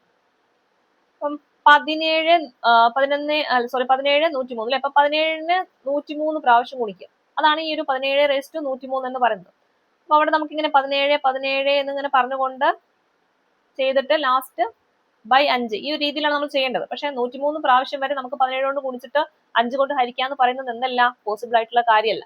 അപ്പൊ ഇവിടെ ശ്രദ്ധിക്കേണ്ടത് നമ്മുടെ 17-നെ 5 ഇട്ട് ഹരിക്കാന്ന് പറഞ്ഞാൽ എന്താ? 17-നെ 5 ഇട്ട് ഹരിക്കാന്ന് പറയുമ്പോൾ എത്രയാ ശിഷ്ടം വരിക? 3, 5, 15, ശിഷ്ടം 2 വരും. ഓക്കെ, നമ്മളോട് ശിഷ്ടം 2 അല്ല ശിഷ്ടമാണ് ചോദിച്ചിട്ടുള്ളത് അല്ലെ. അപ്പൊ 17-നെ 5 ഇട്ട് ഹരിക്കുമ്പോൾ ശിഷ്ടം 2 കിട്ടുന്നുണ്ട്. അതിൽ ആ 2 എടുക്കാം, എന്നിട്ട് മുകളിൽ കൊടുക്കുന്ന അതേ സാധനം കൊടുക്കാം, ടെസ്റ്റ് 103 കൊടുക്കാം, എന്നിട്ട് ബൈ 5 കൊടുക്കാം. ഇനി ഈ 103 എന്ന് പറയുമ്പോൾ 103-നെ 5 ഇട്ട് ഹരിക്കുമ്പോൾ എന്താ ശിഷ്ടം വരിക? 2, 5, 10, 3 അല്ലെ, 3 അല്ലേ ശിഷ്ടമായിട്ട് വരുന്നത്. അപ്പൊ നമുക്ക് എന്ത് ചെയ്താൽ മതി? 103 കൊടുക്കേണ്ട ആവശ്യമില്ല, 2⁻3 കൊടുത്താൽ മതി, ബൈ 5. ഓക്കെ, ഇത്രയും കിട്ടിയില്ലേ? അപ്പൊ എന്ത് ചെയ്താൽ മതി? 2/2 എന്ന് പറഞ്ഞാല് 2-നെ 3 പ്രാവശ്യം ഗുണിക്കുക, 2 × 2 × 2 ബൈ 5. അപ്പൊ എന്ത് വരും? 2ഉം 4ഉം 8, 8/5 വരും. 8-നെ 5 ഇട്ട് ഹരിച്ചാൽ എന്താ വരിക? 8-നെ 5 ഇട്ട് ഹരിക്കുമ്പോൾ ഒരു 5, 5ഉം 8-ന്ന് 5 പോയാൽ 3. എന്താ ആൻസർ വരുന്നത്? 3 അല്ലെ. ഇവിടെ ശിഷ്ടല്ലേ ചോദിച്ചിട്ടുള്ളത്, ഓപ്ഷൻ ബി ആയിരിക്കും. അപ്പൊ എങ്ങനെ ചെയ്തെന്ന് പറയാം ഒന്നും കൂടി. 17⁻103-നെ 5 കൊണ്ട് ഹരിക്കാന്നാ പറഞ്ഞത് അല്ലെ. അപ്പൊ ഇങ്ങനെ 17-നെ 103 പ്രാവശ്യം ഒന്നും നമുക്ക് എഴുതാൻ പറ്റില്ല. അപ്പൊ എന്ത് ചെയ്യാം? ഈ 17-നെ നമ്മളൊന്ന് ജസ്റ്റ് 5 കൊണ്ട് ഹരിച്ചു നോക്കുക. അപ്പൊ അവിടെ എന്താ ശിഷ്ടം വരുന്നത്? 2 ആണ്. അപ്പൊ ആ 2-നെ നമുക്ക് ഇങ്ങ് എടുക്കാം, ബാക്കിയുള്ള മുകളിലുള്ള ആളെ അതേപോലെ കൊടുക്കാം, 103 തന്നെയാണ്. അതിനുശേഷം നിങ്ങൾ എന്ത് ചെയ്യാം? ആ 103-നൊന്ന് 5 ഇട്ട് ഹരിച്ചു നോക്കുക. ആ സമയത്ത് നമുക്ക് എന്ത് കിട്ടി? ശിഷ്ടം 3 കിട്ടിയിട്ടുണ്ട്. അപ്പൊ അവിടെയൊക്കെ ശിഷ്ടം എന്താണ്? 3 ആണ് വരുന്നത്. അപ്പൊ നമുക്ക് എന്ത് ചെയ്താൽ മതി? ഇനി 103 മുഴുവനായിട്ട് കൊടുക്കേണ്ട ആവശ്യമില്ല, ആ ശിഷ്ടം മാത്രം ഇവിടെ 2-ന്റെ മുകളിൽ കൊടുത്താൽ മതി. അപ്പൊ ഇത്രയും ആയി കഴിഞ്ഞാൽ നമുക്ക് സിമ്പിൾ ആയിട്ട് എന്ത് ചെയ്യാൻ പറ്റും? ഇതിനങ്ങ് വെട്ടി ചെറുതാക്കിയാൽ മതി. അപ്പൊ 2⁻3 എന്ന് പറഞ്ഞാൽ 2-നെ 3 പ്രാവശ്യം ഗുണിക്കുക, എന്നിട്ട് ബൈ 5 കൊടുക്കാം. അപ്പൊ അത് വെട്ടി ചെറുതാക്കുന്ന സമയത്ത് നമുക്ക് എന്ത് കിട്ടും? ശിഷ്ടമായിട്ട് 3 കിട്ടും. അപ്പൊ അതാണ് ആൻസർ എന്ന് പറയുന്നത്. ഓക്കെ, ഇത്രയാണ് നമ്മുടെ ഈ ഒരു ക്വസ്റ്റ്യൻ പേപ്പറിലുള്ള ലാസ്റ്റ് ക്വസ്റ്റ്യൻ, മാത്സിലെ ക്വസ്റ്റ്യൻ എന്ന് പറയുന്നത്. അപ്പൊ ഇത്രയും കാര്യങ്ങളൊക്കെ ക്ലിയർ അല്ലേ? അപ്പൊ നമുക്ക് അടുത്തൊരു ക്ലാസ്സുമായിട്ട് വീണ്ടും കാണാം. Thank you.